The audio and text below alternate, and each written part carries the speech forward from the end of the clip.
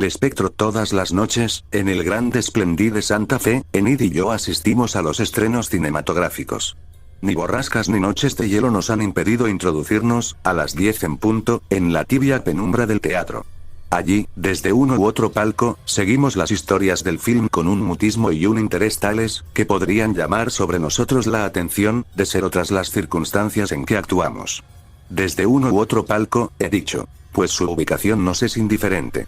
Y aunque la misma localidad llegue a faltarnos alguna noche, por estar el Splendid en pleno, nos instalamos, mudos y atentos siempre a la representación, en un palco cualquiera ya ocupado. No estorbamos, creo. O, por lo menos, de un modo sensible. Desde el fondo del palco, o entre la chica del antepecho y el novio adherido a su nuca, Enid y yo, aparte del mundo que nos rodea, somos todo ojos hacia la pantalla. Y si en verdad alguno, con escalofríos de inquietud cuyo origen no alcanza a comprender, vuelve a veces la cabeza para ver lo que no puede, o siente un soplo helado que no se explica en la cálida atmósfera, nuestra presencia de intrusos no es nunca notada. Pues preciso es advertir ahora que Enid y yo estamos muertos. De todas las mujeres que conocí en el mundo vivo, ninguna produjo en mí el efecto que Enid. La impresión fue tan fuerte que la imagen y el recuerdo mismo de todas las mujeres se borró. En mi alma se hizo de noche, donde se alzó un solo astro imperecedero, Enid. La sola posibilidad de que sus ojos llegaran a mirarme sin indiferencia, deteníame bruscamente el corazón. Y ante la idea de que alguna vez podía ser mía, la mandíbula me temblaba. Enid. Tenía ella entonces, cuando vivíamos en el mundo, la más divina belleza que la epopeya del cine ha lanzado a miles de leguas y expuesto a la mirada fija de los hombres. Sus ojos, sobre todo, fueron únicos. Y jamás terciopelo de mirada tuvo un marco de pestañas como los ojos de Enid. Terciopelo azul, húmedo y reposado, como la felicidad que sollozaba en ella. La desdicha me puso ante ella cuando ya estaba casada. No es ahora del caso ocultar nombres. Todos recuerdan a Duncan Wyoming, el extraordinario actor que, comenzando su carrera al mismo tiempo que William Hart, tuvo, como este y a la par de este, las mismas hondas virtudes de interpretación viril. Hart ha dado al cine todo lo que podíamos esperar de él, y es un astro que cae. De Wyoming, en cambio, no sabemos lo que podíamos haber visto, cuando apenas en el comienzo de su breve y fantástica carrera creó, como contraste con el empalagoso héroe actual, el tipo de varón rudo, áspero, feo, negligente y cuanto se quiera, pero hombre de la cabeza a los pies, por la sobriedad, el empuje y el carácter distintivos del sexo. Hart prosiguió actuando y ya lo hemos visto. Wyoming nos fue arrebatado en la flor de la edad, en instantes en que daba fin a 2 cintas extraordinarias, según informes de la empresa. El páramo y más allá de lo que se ve. Pero el encanto, la absorción de todos los sentimientos de un hombre, que ejerció sobre mí Enid, no tuvo sino una amargura. Wyoming, que era su marido, era también mi mejor amigo. Habíamos pasado 2 años sin vernos con Duncan. Él, ocupado en sus trabajos de cine, y yo en los míos de literatura. Cuando volví a hallarlo en Hollywood, ya estaba casado. Aquí tienes a mi mujer. Me dijo echándomela en los brazos. Y a ella. Apriétalo bien, porque no tendrás un amigo como Grant. Y bésalo, si quieres. No me besó, pero al contacto con su melena en mi cuello, sentí en el escalofrío de todos mis nervios, que jamás podría yo ser un hermano para aquella mujer. Vivimos 2 meses juntos en el Canadá, y no es difícil comprender mi estado de alma respecto de Enid. Pero ni en una palabra, ni en un movimiento, ni en un gesto me vendí ante Wyoming. Solo ella leía en mi mirada, por tranquila que fuera, cuán profundamente la deseaba. Amor, deseo, una y otra cosa eran en mí gemelas, agudas y mezcladas. Porque si la deseaba con todas las fuerzas de mi alma incorpórea, la adoraba con todo el torrente de mi sangre substancial. Duncan no lo veía. ¿Cómo podía verlo? A la entrada del invierno regresamos a Hollywood, y Wyoming cayó entonces con el ataque de gripe que debía costarle la vida. Dejaba a su viuda con fortuna y sin hijos. Pero no estaba tranquilo, por la soledad en que quedaba su mujer. No es la situación económica, me decía, sino el desamparo moral. Y en este infierno del cine, en el momento de morir, bajándonos a su mujer y a mí hasta la almohada, y con voz ya difícil. Confíate a Grant, Enid, mientras lo tengas a él, no temas nada. Y tú, viejo amigo, vela por ella. Sé su hermano, no prometas. Ahora puedo ya pasar al otro lado, nada de nuevo en el dolor de Enid y el mío. A los 7 días regresábamos al Canadá, a la misma choza estival que un mes antes nos había visto a los 3 cenar ante la carpa. Como entonces, Enid miraba ahora el fuego, achuchada por el sereno glacial, mientras yo, de pie, la contemplaba. Y Duncan no estaba más. Debo decirlo, en la muerte de Wyoming yo no vi sino la liberación de la terrible águila enjaulada en nuestro corazón, que es el deseo de una mujer a nuestro lado que no se puede tocar. Yo había sido el mejor amigo de Wyoming, y mientras él vivió, el águila no deseó su sangre. Se alimentó, la alimenté, con la mía propia. Pero entre él y yo se había levantado algo más consistente que una sombra. Su mujer fue, mientras él vivió, y lo hubiera sido eternamente, intangible para mí. Pero él había muerto. No podía Wyoming exigirme el sacrificio de la vida en que él acababa de fracasar. Y Enid era mi vida, mi porvenir, mi aliento y mi ansia de vivir, que nadie, ni Duncan, mi amigo íntimo, pero muerto, podía negarme. Vela por ella, sí, mas dándole lo que él le había restado al perder su turno: la adoración de una vida entera consagrada a ella. Durante 2 meses, a su lado de día y de noche, velé por ella como un hermano. Pero al tercero caí a sus pies. Enid me miró inmóvil, y seguramente subieron a su memoria los últimos instantes de Wyoming, porque me rechazó violentamente. Pero yo no quité la cabeza de su falda. Te amo, Enid, le dije. Sin ti me muero. Tú, Guillermo. Murmuró ella. Es horrible oírte decir esto. Todo lo que quieras, repliqué. Pero te amo inmensamente. Cállate, cállate. Y te he amado siempre, ¿ya lo sabes? No, no sé. Sí, lo sabes. Enid me apartaba siempre, y yo resistía con la cabeza entre sus rodillas. Dime que lo sabías. No, cállate. Estamos profanando. Dime que lo sabías, Guillermo. Dime solamente que sabías que siempre te he querido. Sus brazos se rindieron cansados, y yo levanté la cabeza. Encontré sus ojos al instante, un solo instante, antes que Enid se doblegara a llorar sobre sus propias rodillas. La dejé sola, y cuando 1 hora después volví a entrar, blanco de nieve, nadie hubiera sospechado, al ver nuestro simulado y tranquilo afecto de todos los días, que acabábamos de tender, hasta hacerlas sangrar, las cuerdas de nuestros corazones. Porque en la alianza de Enid y Wyoming no había habido nunca amor. Faltóle siempre una llamarada de insensatez, extravío, injusticia, la llama de pasión que quema la moral entera de un hombre y abrasa a la mujer en largos sollozos de fuego. Enid había querido a su esposo, nada más. Y lo había querido, nada más que querido ante mí, que era la cálida sombra de su corazón, donde ardía lo que no le llegaba de Wyoming, y donde ella sabía iba a refugiarse todo lo que de ella no alcanzaba hasta él. La muerte, luego, dejando hueco que yo debía llenar con el afecto de un hermano, a ella, Enid, que era mi sola sed de dicha en el inmenso mundo. A los 3 días de la escena que acabo de relatar regresamos a Hollywood. Y un mes más tarde se repetía exactamente la situación. Yo de nuevo a los pies de Enid con la cabeza en sus rodillas, y ella queriendo evitarlo. Te amo cada día más, Enid, Guillermo. Dime que algún día me querrás. No. Dime solamente que estás convencida de cuánto te amo. No. Dímelo.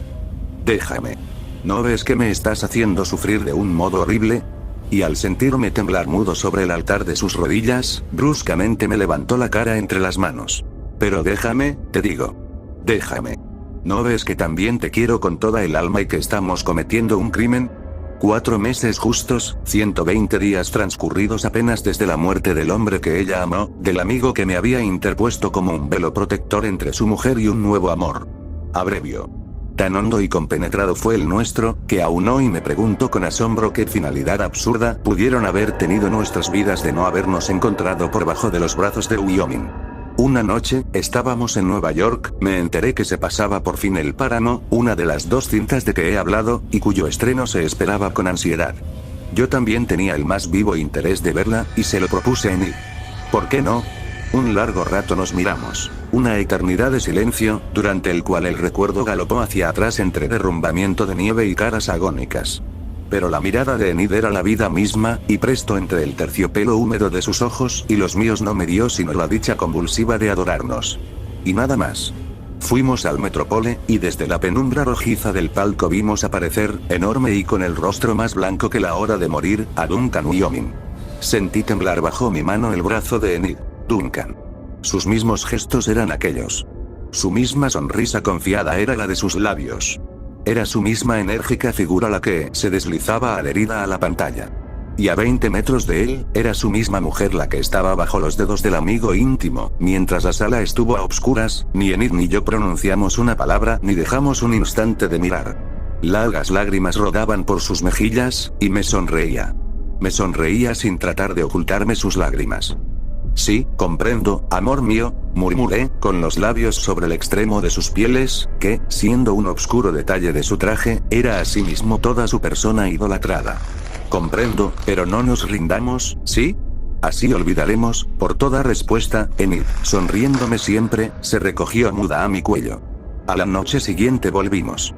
¿Qué debíamos olvidar? La presencia del otro, vibrante en el haz de luz que lo transportaba a la pantalla palpitante de la vida, su inconsciencia de la situación, su confianza en la mujer y el amigo. Esto era precisamente a lo que debíamos acostumbrarnos. Una y otra noche, siempre atentos a los personajes, asistimos al éxito creciente de El Páramo. La actuación de Woo-min era sobresaliente y se desarrollaba en un drama de brutal energía, una pequeña parte de los bosques del Canadá y el resto en la misma Nueva York. La situación central constituía una escena en que Woo-min, herido en la lucha con un hombre, tiene bruscamente la revelación del amor de su mujer por ese hombre, a quien él acaba de matar por motivos aparte de este amor. Woo-min acababa de atarse un pañuelo a la frente. Y tendido en el diván, jadeando aún de fatiga, asistía a la desesperación de su mujer sobre el cadáver del amante. Pocas veces la revelación del derrumbe, la desolación y el odio han subido al rostro humano con más violenta claridad que en esa circunstancia a los ojos de Woo-min. La dirección del film había exprimido hasta la tortura aquel prodigio de expresión, y la escena se sostenía un infinito número de segundos, cuando uno solo bastaba para mostrar al rojo blanco la crisis de un corazón en aquel estado. Enid y yo, juntos e inmóviles en la obscuridad, admirábamos como nadie al muerto amigo, cuyas pestañas nos tocaban casi cuando Woo-min venía desde el fondo a llenar él solo la pantalla. Y al alejarse de nuevo a la escena del conjunto, la sala entera parecía estirarse en perspectiva. Y Enid y yo, con un ligero vértigo por este juego, sentíamos aún el roce de los cabellos de Duncan que habían llegado a rozarnos. ¿Por qué continuábamos yendo al Metropole? ¿Qué desviación de nuestras conciencias nos llevaba allá noche a noche a empapar en sangre nuestro amor inmaculado? ¿Qué presagio nos arrastraba como a sonámbulos ante una acusación alucinante que no se dirigía a nosotros, puesto que los ojos de Woo-min estaban vueltos al otro lado? ¿A dónde miraban? No sé a dónde, a un palco cualquiera de nuestra izquierda. Pero una noche noté, lo sentí en la raíz de los cabellos, que los ojos se estaban volviendo hacia nosotros. Enid debió de notarlo también, porque sentí bajo mi mano la honda sacudida de sus hombros. Hay leyes naturales, principios físicos que nos enseñan cuán fría magia es esa de los espectros fotográficos danzando en la pantalla, remedando hasta en los más íntimos detalles una vida que se perdió. Esa alucinación en blanco y negro es solo la persistencia alada de un instante, el relieve inmutable de un segundo vital. Más fácil nos sería ver a nuestro lado a un muerto que deja la tumba para acompañarnos, que percibir el más leve cambio en el rostro lívido de un film. Perfectamente. Pero a despecho de las leyes y los principios, Woo-min nos estaba viendo. Si para la sala, El Páramo era una ficción novelesca, y Woo-min vivía solo por una ironía de la luz. Si no era más que un frente eléctrico de láminas sin costados ni fondo, para nosotros, Woo-min, Enid y yo, la escena filmada vivía flagrante, pero no en la pantalla, sino en un palco, donde nuestro amor sin culpa se transformaba en monstruosa infidelidad ante el marido vivo, farsa del actor. Odio fingido por Duncan ante aquel cuadro de El Páramo. ¡No! Allí estaba la brutal revelación. La tierna esposa y el amigo íntimo en la sala de espectáculos, riéndose, con las cabezas juntas, de la confianza depositada en ellos, pero no nos reíamos, porque noche a noche, palco tras palco, la mirada se iba volviendo cada vez más a nosotros. Falta un poco aún. Me decía yo. Mañana será, pensaba Enid. Mientras el Metropole ardía de luz, el mundo real de las leyes físicas se apoderaba de nosotros y respirábamos profundamente. Pero en la brusca cesación de luz, que como un golpe sentíamos dolorosamente en los nervios, el drama espectral nos cogía otra vez. A 1000 leguas de Nueva York, encajonado bajo tierra, estaba tendido sin ojos Duncan Woo-min. Mas su sorpresa ante el frenético olvido de Enid, su ira y su venganza estaban vivas allí, encendiendo el rastro químico de Woo-min, moviéndose en sus ojos vivos, que acababan, por fin, de fijarse en los nuestros. Enid ahogó un grito y se abrazó desesperadamente a mí. Guillermo. Cállate, por favor, es que ahora acaba de bajar una pierna del diván. Sentí que la piel de la espalda se me erizaba, y miré. Con lentitud de fiera y los ojos clavados sobre nosotros, Wyoming se incorporaba del diván. Enid y yo lo vimos levantarse, avanzar hacia nosotros desde el fondo de la escena, llegar al monstruoso primer plano, un fulgor deslumbrante nos cegó, a tiempo que Enid lanzaba un grito. La cinta acababa de quemarse. Más, en la sala iluminada las cabezas todas estaban vueltas hacia nosotros. Algunos se incorporaron en el asiento a ver lo que pasaba. La señora está enferma. Parece una muerta. Dijo alguno en la platea. Más muerto parece él. Agregó otro. ¿Qué más? Nada, sino que en todo el día siguiente Enid y yo no nos vimos.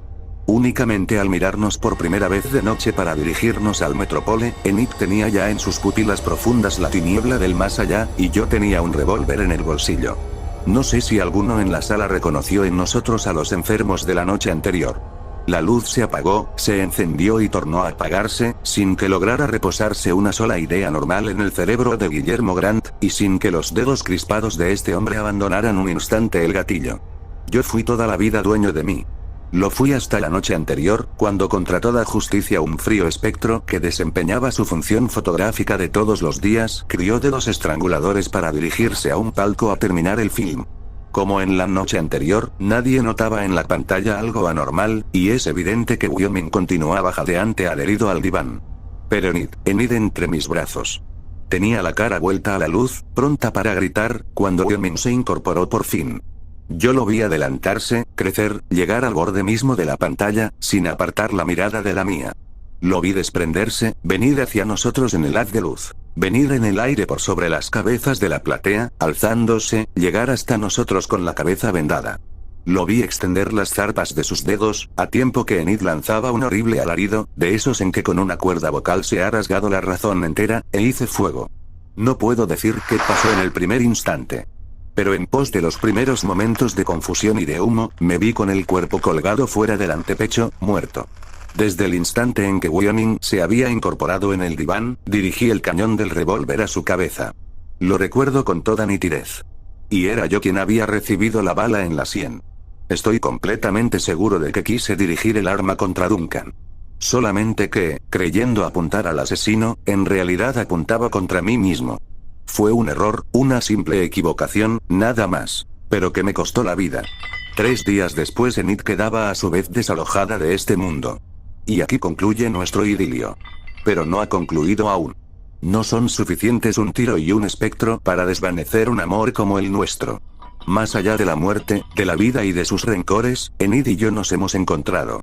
Invisibles dentro del mundo vivo, Enid y yo estamos siempre juntos, esperando el anuncio de otro estreno cinematográfico. Hemos recorrido el mundo. Todo es posible esperar menos que el más leve incidente de un film pase inadvertido a nuestros ojos. No hemos vuelto a ver más el páramo. La actuación de Wyoming en él no puede ya depararnos sorpresas, fuera de las que tan dolorosamente pagamos. Ahora nuestra esperanza está puesta en más allá de lo que se ve. Desde hace 7 años la empresa filmadora anuncia su estreno y hace 7 años que Enid y yo esperamos. Duncan es su protagonista, pero no estaremos más en el palco, por lo menos en las condiciones en que fuimos vencidos.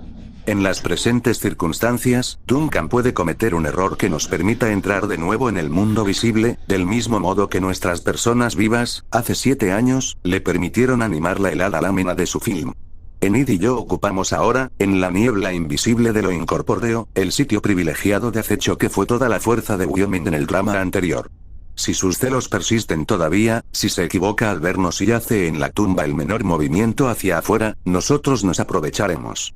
La cortina que separa la vida de la muerte no se ha descorrido únicamente en su favor, y el camino está entreabierto. Entre la nada que ha disuelto lo que fue Wyoming, y su eléctrica resurrección, queda un espacio vacío.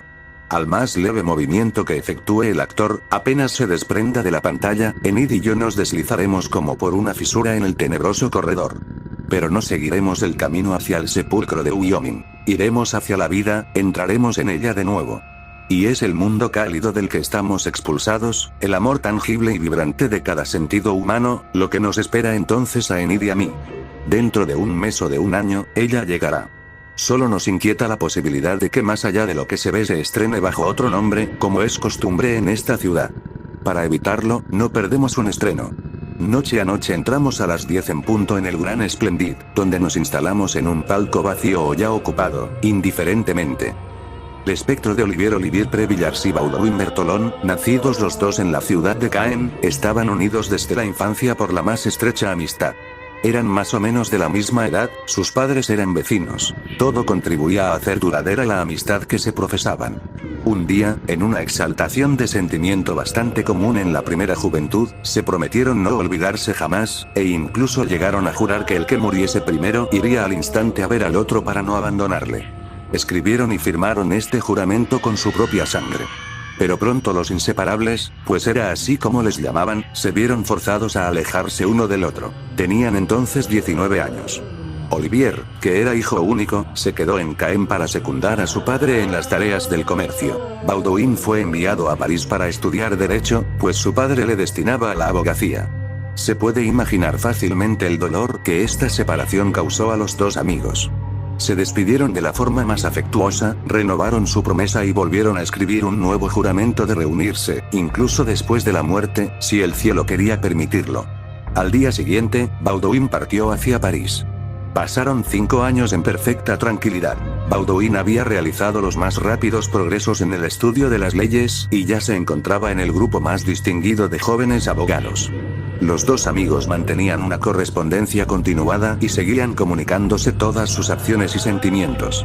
Finalmente, Olivier escribió a su amigo que iba a casarse con la joven Apolline de Lalonde, que este matrimonio colmaba sus deseos, que necesitaba hacer un viaje a París para coger algunos papeles importantes y que tendría la dicha de volver a Caen con su querido amigo Baudouin para hacerle testigo de su himenio.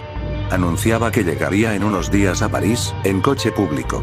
Baudouin, ilusionado con la esperanza de volver a ver a Olivier, se dirigió el día señalado a la parada de coches, pero no encontró a su amigo. Un día, 2 días pasaron. Finalmente, al cuarto día, Baudouin recorrió un buen trecho por el camino de Caen, al encuentro de la diligencia. La halló por fin, y cuando estaba a una distancia conveniente, vio con toda claridad a Olivier en la puerta del coche, extremadamente pálido, vestido con un traje de tela verde, adornado con un pequeño galón dorado y con un sombrero que le cubría los ojos. El coche pasó muy rápido, pero Baudouin oyó a Olivier que le decía, saludándole con la mano: «Me encontrarás en tu casa». El joven abogado siguió al coche y llegó a la oficina poco tiempo después. Al no encontrar a Olivier, preguntó a los viajeros dónde estaba el joven que le había saludado en el campo y le había hablado. Pero nadie pudo comprender nada de sus preguntas. En vano describió la figura y la ropa de la persona que buscaba. No habían visto en el coche ningún hombre con traje verde. El conductor de la diligencia quiso saber el nombre de la persona por quien preguntaban. Al oír el nombre de Olivier Previllars, respondió que no estaba en la lista, pero que lo conocía muy bien, que era el joven más amable de Caen, que cuando se despidió de él se encontraba con buena salud, y que llegaría a París dentro de 3 días como muy tarde. Después de estas aclaraciones, Baudouin se retiró, no sabiendo qué pensar de aquel suceso. Al volver a casa, preguntó a su doméstico si había venido alguien. El doméstico respondió que no. Entonces Baudouin entró solo en el dormitorio, con una candela en la mano, pues empezaba a oscurecer. Después de haber cerrado la puerta, divisó junto a la chimenea al hombre vestido de verde. Estaba sentado y no se le podía ver la cara. Baudouin se acerca y dirige la candela hacia el desconocido, quien, tras levantar súbitamente un ojo inmóvil y descubriendo el pecho agujereado por 20 puñaladas, le dice con voz sombría: «Soy yo, Baudouin, soy tu amigo Olivier», que fiel a su juramento, al oír estas palabras, Baudouin lanza un grito y cae desvanecido. El doméstico acude al oír el ruido de la caída y le hace volver en sí a fuerza de procurarle cuidados. Al abrir los ojos, Baudouin divisa otra vez a Olivier y se lo señala a su criado. Este dice que no ve a nadie. Baudouin le ordena sentarse en la silla donde está Olivier. El doméstico obedece como si no hubiera nadie en el asiento, y la sombra parece que sigue allí todavía. Entonces Baudouin, totalmente recuperado, ordena a su criado que se vaya y, acercándose a Olivier, le dice: «Perdona, oh, amigo mío, que no me haya dominado cuando tu aparición súbita e imprevista me sobrecogió». Olivier se puso de pie y le respondió: «¿Has olvidado entonces tu juramento de amistad, o lo has considerado de un modo frívolo?». «No, Baudouin, este sagrado juramento fue escrito y ratificado en el cielo, el cual me permite cumplirlo. Ya no soy Oh, mi querido Baudouin, un crimen abominable ha separado mi alma de los lazos que la unían al cuerpo. Que mi presencia deje de ser un motivo de espanto para ti. De día, de noche, en todo tiempo, en todo lugar, el alma de Olivier será la fiel compañera del virtuoso Baudouin. Ella será su guía, su apoyo y su intermediario entre el Creador y él. Pero ese Dios que protege la virtud no quiere que el crimen quede impune. Y este crimen, del cual soy yo la víctima, grita venganza. Mi sangre, que todavía está caliente, ha subido con mi alma hasta el trono del Eterno. Él ha ratificado nuestro juramento, él te ha escogido para que me vengues. Partamos. Baudouin permaneció algunos minutos sin responder. La palidez del fantasma, su ojo fijo y muerto, su inmovilidad petrificante, su pecho acribillado a puñaladas, su tono sepulcral. Todo su aspecto, en fin, inspiraba terror. Y el joven abogado no podía evitar el espanto. Pero después de haberse asegurado, rezando una corta oración, de que lo que estaba viendo no era el demonio, se decidió a seguir al fantasma y a hacer todo lo que le dijese. En consecuencia, obedeciendo las órdenes de Olivier, Baudouin cogió algo de dinero, corrió a alquilar una silla de posta y, seguido por su doméstico, partió en ese momento hacia Caen. El criado iba a caballo detrás de la silla, y el fantasma había ocupado un sitio en el interior, siempre invisible para otro que no fuera Baudouin. Durante el viaje, Olivier se entretenía con su amigo, a quien adivinaba los más secretos pensamientos. Respondía a las objeciones que se hacía interiormente sobre este sorprendente prodigio. Le tranquilizaba y le invitaba a que le considerase un seguro y fiel guardián. Finalmente logró desterrar el espanto que su presencia le había inspirado al principio. Al llegar a Caen, la familia de Baudouin, que ya se sentía orgullosa de su trabajo, le recibió con entusiasmo. Como era un poco tarde, dejaron para el día siguiente las aclaraciones y preguntas. Baudouin se retiró a su habitación y Olivier le invitó a descansar mientras le decía que iba a aprovechar su sueño para explicarle la conspiración de la que había sido víctima. Baudouin se durmió, y esto es lo que el alma de Olivier le dijo. Conociste antes de tu partida a la bella Apolline de Lalonde, que solo tenía entonces 14 años. La misma saeta nos hirió a los dos. Pero viendo hasta qué punto estaba yo enamorado, combatiste tu amor y, manteniendo en silencio tus sentimientos, te fuiste, prefiriendo nuestra amistad sobre todo lo demás. Los años pasaron, fui llamado, y ya me iba a convertir en el feliz esposo de Apolline, cuando ayer, en el momento en que iba a partir para traerte a Caen, fui asesinado por Lalonde, el indigno hermano de Apolline, y por el infame Pietreville, quien pretendía su mano. Los monstruos me invitaron, cuando iba a partir, a una pequeña fiesta que debía celebrarse en Colombelle. Me propusieron después acompañarme un trecho. Salimos, y ya no me encuentro entre los vivos. A la misma hora en que tú me divisaste en el camino, los desgraciados acababan de asesinarme de la forma más atroz. Esto es lo que debes hacer para vengarme. Mañana, ve a casa de mis padres y después a la de los de Apolline. Invítales, así como a Pietreville, a una fiesta que vas a dar para celebrar tu regreso. El lugar será Colombelle, obtendrás su consentimiento para pasado mañana y fingirás una alegría muy grande. Ya te daré instrucciones más tarde sobre el resto. La sombra se cayó. Baudouin durmió plácidamente. Al día siguiente ejecutó el plan trazado por Olivier, todo el mundo aceptó la invitación y fueron a Colombelle. Los convidados eran 30. La comida fue espléndida y alegre. Pietreville y Lalonde se divertían mucho. Solo Baudouin estaba sumido en la ansiedad al no recibir ninguna orden de la sombra, presente siempre a sus ojos.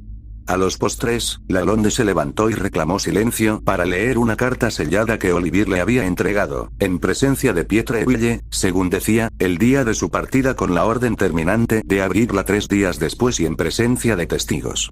Esto es lo que contenía. En el momento de partir, tal vez para no volver nunca más a mi patria, es necesario, mi querido Lalonde, que te descubra la verdadera causa de mi marcha.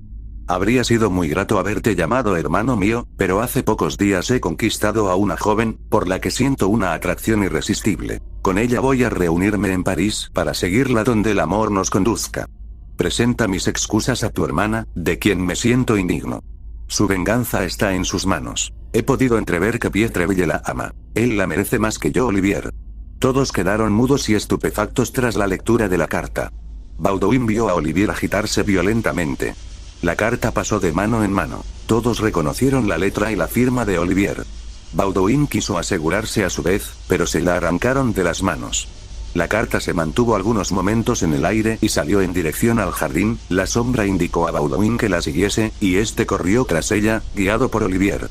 Todos les siguieron y encontraron la carta al pie de un gran árbol, bastante alejado del lugar de la fiesta, a la entrada de un extenso bosque, sobre un montón de piedras.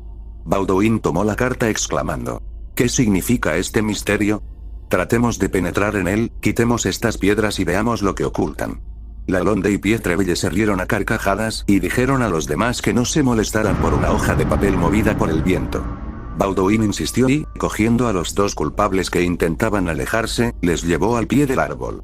Allí, tras suplicar a algunos jóvenes que le secundasen y le ayudasen a retenerlos, retiró el montón de piedras, bajo el cual se veía que la tierra había sido removida recientemente. Todo el mundo quedó sorprendido y compartió la impaciencia de Baudouin. Algunos corrieron a buscar útiles. Otros retuvieron por la fuerza a Lalonde y Pietreville, que blasfemaban y llenaban de imprecaciones a Baudouin. Abrieron la tierra y encontraron el cadáver de Olivier, vestido con un traje verde y atravesado a puñaladas. Todos los asistentes se quedaron helados de horror. El padre de Olivier se desmayó, y Baudouin exclamó con voz potente: «He aquí el crimen y ahí los asesinos. Socorred a ese padre desdichado. Que lleven el cadáver ante los jueces. Y que a Lalonde, a Pietreville y a mí nos lleven inmediatamente a los tribunales». Se llevó a cabo todo lo que Baudouin había pedido. La justicia se hizo cargo de este pleito y el proceso se inició al día siguiente. Las formalidades preliminares pronto fueron cumplidas, y al fin llegó el día de la vista. Los magistrados se reunieron. El acusador y los acusados se encontraron frente a frente, pero el único testigo que había era el cadáver del desgraciado Olivier, tendido sobre una mesa en medio de la sala de la audiencia y tal como lo habían sacado de la tierra. El interrogatorio comenzó. Baudouin repitió con firmeza su acusación. Los dos criminales, seguros de que no se podían conseguir ni pruebas ni testigos contra ellos, niegan el crimen con audacia. Acusan a su vez a Baudouin de calumniador y reclaman para él todo el rigor de la ley. La gran muchedumbre que llena la sala espera con impaciencia el desenlace de estos singulares debates. Finalmente Baudouin, a quien el presidente presiona para que presente los testigos y las pruebas del crimen, toma de nuevo la palabra. Invoca el nombre de Olivier, muestra el cadáver sangriento y trata de hacer temblar a los asesinos con esta prueba. Pero desprovisto de testimonio, siente que solo un milagro puede iluminar a los jueces. Se dirige entonces con confianza al Ser Supremo y le pide que la muerte abandone por un momento sus leyes. «Gran Dios, resucita un instante a Olivier», exclama, «y dígnate poner tu palabra en su boca». Después de esta extraña evocación, se produjo el más profundo silencio, los ojos se clavaron en el cadáver, y cada uno, aceptando o rechazando la idea de un milagro, esperaba el efecto de este recurso sobrenatural. Parecía que los acusados, pálidos y atónitos, perdían su firmeza. Pero de pronto, ¡oh, prodigio! El rostro pálido y verdoso de Olivier adquiere algo de color, los labios se reaniman, los ojos se abren, la sangre se calienta y cae a chorros sobre los dos asesinos, que lanzan gritos horrorosos. Cubiertos con esta sangre acusadora, son presa de convulsiones horribles a las que sigue un frío letargo. Mientras tanto, el cuerpo de Olivier, totalmente reanimado, se incorpora y recorre con la mirada el conjunto de la asamblea, como alguien que sale de un profundo sueño y trata de recordar sus ideas. Sus ojos se encontraron con los de Baudouin y su boca sonrió con aire melancólico. Después, volviendo la mirada hacia los dos criminales, se agita furiosamente y un prolongado gemido se escapa de su pecho desgarrado. Finalmente habla y, con una voz sonora, anuncia que Dios le permite desenmascarar a los culpables. Desvela su conspiración, cuenta cómo le asesinaron después de hacerle firmar la falsa carta y da a conocer todos los detalles del crimen. De qué manera Baudouin los ha conocido y cómo, guiado por él mismo, ha logrado sacar a la luz la fechoría. «Hay todavía otros testigos», dice extendiendo el brazo hacia los jueces. «Mirad esta mano desgarrada y los cabellos que contiene. Son los del bárbaro Lalonde. Cuando esos dos tigres me arrastraban agonizante al pie del árbol donde se proponían esconder mi cadáver, la naturaleza, haciendo en mí un último esfuerzo, se reanimó un momento, agarró con una mano los cabellos de Lalonde y con la otra el brazo de Pietreville, donde mis dedos se hundieron de tal forma que el infame aún lleva la terrible marca. Lalonde, viendo que ningún poder podría hacerme soltar los cabellos, rogó a su amigo que se los cortase con unas tijeras que llevaba encima. No contentos con este asesinato abominable, los cobardes se apoderaron del dinero que llevaba y de 4 medallas. Cada uno tiene 2 en este momento. Esto es, jueces y conciudadanos, lo que tenía que decir. La muerte reclama de nuevo su presa. La naturaleza no puede sufrir por más tiempo que su orden sea turbado. Mi cuerpo vuelve a la nada y mi alma a su destino. A medida que Olivier pronunciaba estas últimas palabras con una voz débil y lánguida, se veía que su cuerpo se descomponía, su rostro perdía color, sus ojos se apagaban. Finalmente volvió a caer en el estado de muerte, de donde una poderosa mano acababa de sacarlo. Un silencio profundo, un frío estupor se había apoderado de la asamblea a la vista del prodigio. Pero pronto se elevaron gritos de indignación tras el lúgubre silencio. Examinaron todos los indicios que había dado Olivier y comprobaron que eran verdaderos. Los infames fueron condenados a la última pena y conducidos al cadalso, donde expiraron cubiertos de maldiciones. Vengado Olivier, este se apareció a Baudouin bajo la forma aérea que damos a los ángeles de la luz. Invitó a su amigo a casarse con la encantadora Apolline, y el vengador de Olivier se convirtió así en su sucesor. El padre de Apolline murió de pena al ver a su hijo subir al cadalso. Su muerte dejó en libertad a la hija para contraer un matrimonio que toda la familia veía con muy buenos ojos. Los dos esposos se establecieron en París. Fue una unión feliz, y Olivier, siempre presente a los ojos de Baudouin, le sirvió de guía hasta la muerte. El espectro rojo a la hora del postre, en casa del gran banquero X, se hablaba de socialismo y de reformas políticas. La comida, iniciada según los ritos de una ceremoniosa frialdad, concluía casi con los codos sobre la mesa, en medio del choque chispeante de las opiniones. Cada cual proponía, para enternecimiento de las señoras, 1000 formas de mejorar la vida de los desheredados. Los sentimientos terminaban por surgir en aquellos hombres de finanzas tan generosos como los vinos que habían bebido. La insolencia de la felicidad segura de sí misma parecía, en aquel tibio crepúsculo estival refrescado por el vapor de los manantiales invisibles en la profundidad del bosque, alrededor de aquella mesa cargada de lánguidos ramos de flores, resplandecer cruelmente en una atmósfera casi tangible formada por el perfume de las frutas, el aroma de los vinos caros y el sabor irritante de las cabelleras y de las carnes húmedas. Dominando un antiguo y majestuoso bosque de robles, el castillo recortaba sobre cielo del atardecer las líneas esbeltas de sus torrecillas renacentistas, la ligereza de sus balcones, como un templo mágico erigido en honor a la belleza de vivir. Se descendía hacia los robledales por una serie de terrazas escalonadas desde las que se podía disfrutar confortablemente del círculo verde del horizonte, moviéndose como el mar bajo el viento de poniente. Como única tara, hacia el este, una mancha roja y negra ensuciaba aquel paisaje de paz, 7 chimeneas de fábrica, surgidas de entre un revoltijo de construcciones anodinas, se nimbaban de un resplandor de fragua y perturbaban con el soplido de sus máquinas el augusto silencio de las arboledas.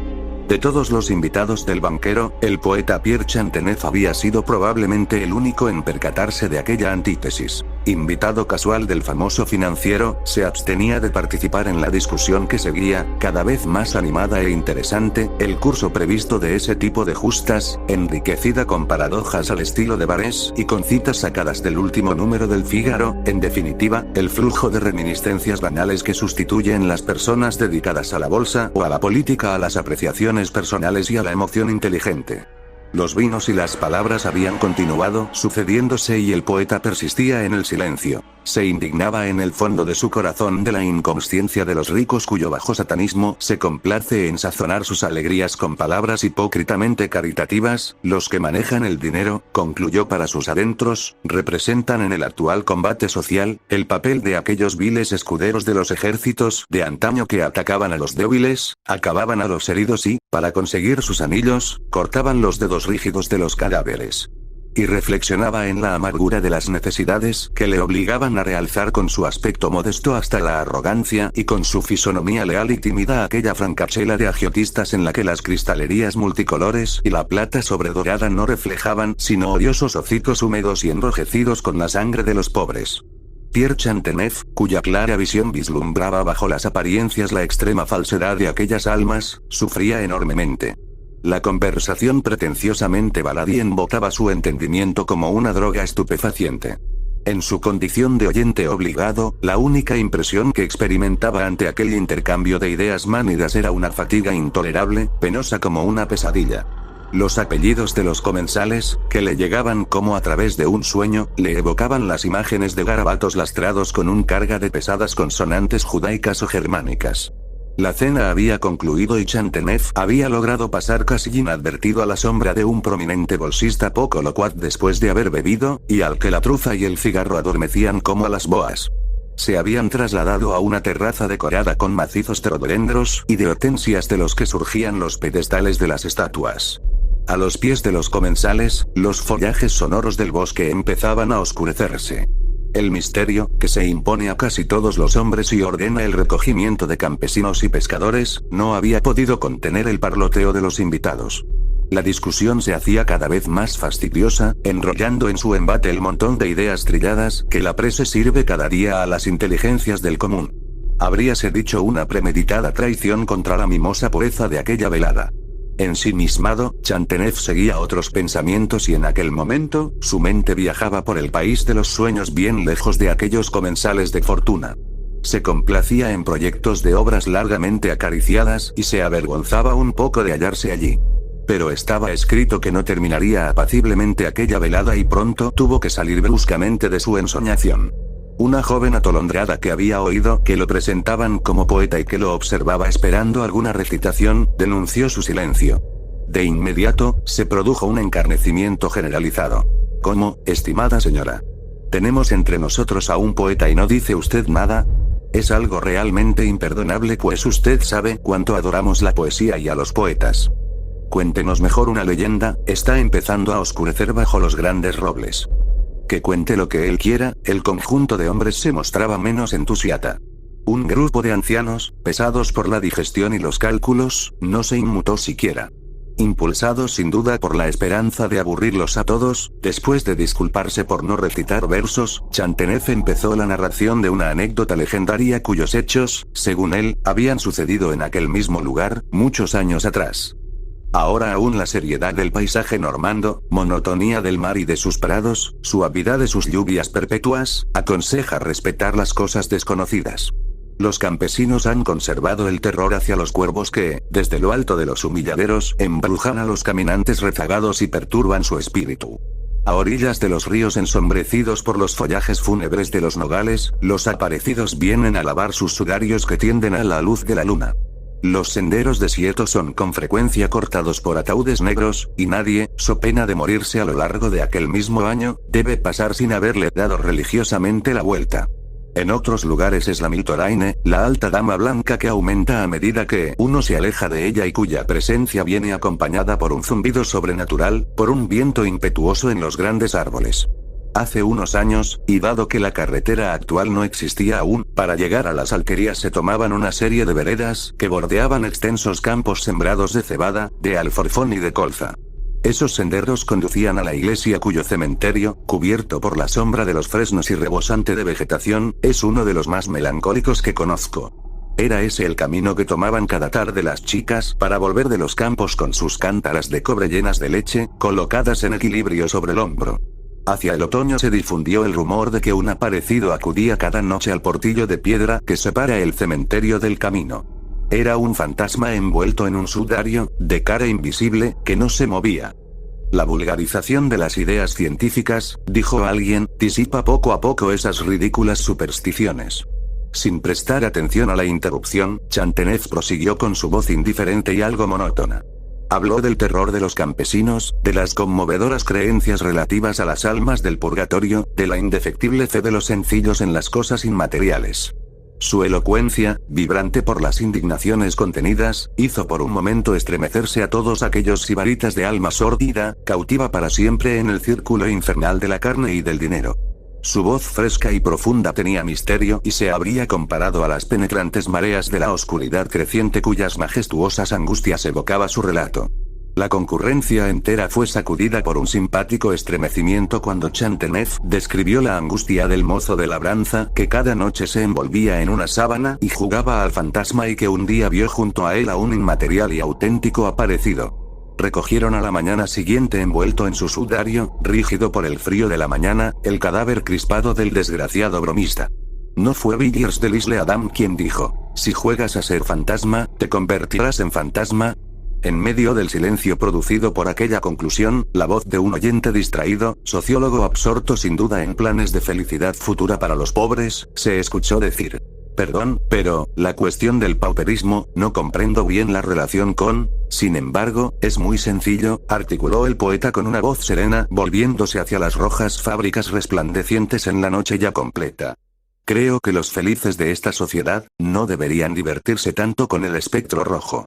Y todos, que se habían girado hacia el horizonte bermejo como la sangre y como la aurora de algo desconocido, comprendieron estremecidos las palabras del maestro. Si juegas a ser fantasma, el espectro y el salteador de caminos cuenta la historia que Ind, aquel famoso asaltante y proscripto, el más renombrado de este Robin Hood, encontró un espectro en el camino de un lugar llamado Stangateole, en un Tindonside, donde él acostumbraba a cometer sus robos, y era famoso desde entonces por sus muchos asaltos. El espectro se apareció con el traje de un simple ganadero de la zona. Y como el diablo, como podéis suponer, conocía muy bien los refugios y esconderijos que Ind frecuentaba, vino a la posada y, habiendo tomado cuarto, puso en lugar seguro su caballo y ordenó al posadero que le llevara su maleta, que era muy pesada, a su cámara. Cuando estuvo en ella, abrió el equipaje, tomó el dinero, que estaba distribuido en pequeños envoltorios, y colocó todo en más de 2 bolsas, que tendrían igual peso a cada lado del caballo, y las hizo tan evidentes como le fue posible. Las casas que alojan bandidos están pocas veces libres de espías, que les proporcionan debida relación de lo que pasa. Ind recibió noticias del dinero, vio al hombre, vio el caballo al que sabía que volvería a ver, averiguó qué camino seguiría. Lo encontró en Stangateole, justo en el valle entre las 2 colinas, y lo detuvo diciéndole que debía entregarle la bolsa. Cuando habló de la plata, el ganadero fingió sorprenderse, mostró pánico, tembló y atemorizado y con un tono miserable dijo: «Como puedes ver, yo solo soy un pobre hombre. Por cierto, señor, no tengo dinero». Ahí mostró el diablo que podía decir la verdad cuando se presentaba la ocasión. «Ah, perro», dijo él, «¿no tienes dinero? Vamos, aparta tu capa y dame las 2 bolsas, esas que están a cada lado de la silla». «¿Qué? ¿No tienes dinero y sin embargo tus bolsas son demasiado pesadas para ponerlas de un solo lado? Vamos, termina o te cortaré en pedazos en este mismo momento». Aquí se puso fuera de sí, y lo amenazó de la peor manera que pudo. Bien, el pobre diablo lloraba y le decía que debía estar equivocado, que lo había tomado por otro hombre, seguro, porque realmente él no tenía dinero. «Vamos, vamos», dijo Ind, «ven conmigo». Entonces tomó el caballo por la rienda y lo sacó fuera del sendero, hacia el bosque, que es muy oscuro en aquel lugar, porque el negocio era demasiado largo para quedarse en el camino durante todo el tiempo que durara. Cuando estuvo en el bosque, «Vamos, señor ganadero», ordenó, «desmonta y dame las bolsas al instante». En suma, hizo bajar al pobre hombre, le cortó las riendas y la cincha y abrió la alforja donde encontró las 2 bolsas. «Muy bien», dijo, «aquí están y tan pesadas como antes». Las arrojó al suelo, las cortó para abrirlas. En una encontró una cuerda y en la otra una pieza de latón maciza con la forma exacta de una horca. Y el ganadero, detrás de él, exclamó: «He aquí tu destino, Ind. Ten cuidado». Si él se sorprendió por lo que encontró en las bolsas, pues no había ni un cuarto de penique en la alforja donde estaba la cuerda, más se sorprendió cuando oyó al ganadero llamarlo por su nombre, y se volvió para matarlo porque creyó que lo había reconocido. Pero se quedó sin aliento y sin vida cuando, volviéndose, como ya dije, para matar al hombre, no vio nada sino el pobre caballo. Yo insinuo que no había allí más dinero que una moneda que la historia dice era escocesa, una pieza llamada allí de 14 peniques y en Inglaterra de 13,5. De donde se supone que, desde entonces y hasta nuestros días, se dice que 13 peniques y medio es el salario del verdugo. El espejo mientras Richard cerraba el coche, ella pensó que había cambiado mucho en 20 años. Margaret lo esperaba en la entrada. Miró hacia arriba, meditó en el camino ascendente, con el mismo tono amarillo pardo de siempre. El césped de la casa, extenso, cargado de dignidad, salpicado de sombrías y respetables plazas de concreto, acentuaba el carácter del edificio, sobre todo el de su cúpula. No la alivió pensar que Richard no había escapado de esa pesada solemnidad rayana en la arrogancia que significaba portar el apellido Thornberry. Al verlo caminar por el sendero de entrada, vio que su rostro, pálido y afilado, de labios carnosos, destilaba presunción. Era como si el propio Robert, cuyo cuadro de ojos severos dominaba el pasillo superior de la casa, volviera a vivir en él. Mostrando un enorme manojo de llaves, él dijo con desdén: «Mira este lío». Aparentemente, el viejo era tan malo como su madre. Ella nunca tiró nada en su vida, ya sabes. Pero nuestro querido tío Edward agregó a sus caprichos la obsesión por las cerraduras. ¿Sabes que tiene todos los estantes de la biblioteca cerrados por separado? Y espera a que veas dónde está el testamento. Quería tomarlo y ponerlo en la caja de seguridad, pero para esto él no confiaba en las cerraduras. Curioso. Por lo que está guardada en una caja de madera que, a su vez, está encerrada en su caja fuerte. Para colmo, la señora Foulkes no pudo encontrar estas llaves hasta ayer. La he tenido buscándola durante días. En un momento pensamos que podría haberlas tirado por la ventana, porque no podía levantarse de la cama. ¿Dónde estaban finalmente? En el colchón. El viejo pájaro se las había arreglado de alguna manera para hacer un agujero y meterlas ahí. Pobre anciano. Debe haberse confundido mucho al final. Estaban en la puerta. Y Richard comenzó a probar varias claves. Entre tú y yo, Meg, él estaba más que confundido, pero, por supuesto, eso es extraoficial. Bueno, tendremos bastantes problemas con el testamento. Esas ancianas no van a dejarlo pasar sin un litigio. En el cementerio vi a Augie parar la oreja cuando hablábamos de esto. ¿Por qué esa mujer siempre me recuerda a una rata? Deben ser esos dientes de roedor. ¿Qué estaba diciendo?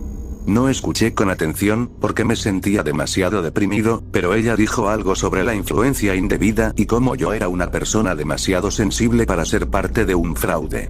Parecía muy amargada, pero de alguna manera un funeral no es el lugar para ventilar animosidades. ¿Por qué las ancianas impugnarían el testamento? Dijiste que están recibiendo su parte, ¿no? Encontró la llave y abrió la puerta mientras le respondía. Lo están, y una muy buena parte también. La parte a la que se oponen es a que obtenga la biblioteca. Esa será la manzana de la discordia. Verás, Tom Brice, quien probablemente las representará, les ha puesto algunas ideas interesantes en la cabeza. ¿Quieren los libros? No, querida, no los libros en sí. Quieren que se vendan en una subasta para poder compartir proporcionalmente las ganancias. No sabía que fueran valiosos. Entraron en el pasillo y todas las demás ideas fueron borradas de su mente mientras miraba a su alrededor. Asombro, pavor, todo el nerviosismo de la niñez rodando sobre ella. Era algo sobre el salón en sí, la luz espantosa que se filtraba a través de los cristales verdes sobre la puerta, el olor a hongos de las paredes, el techo alto y abovedado. ¿O era solo el recuerdo del miedo lo que la hizo pensar en un sepulcro?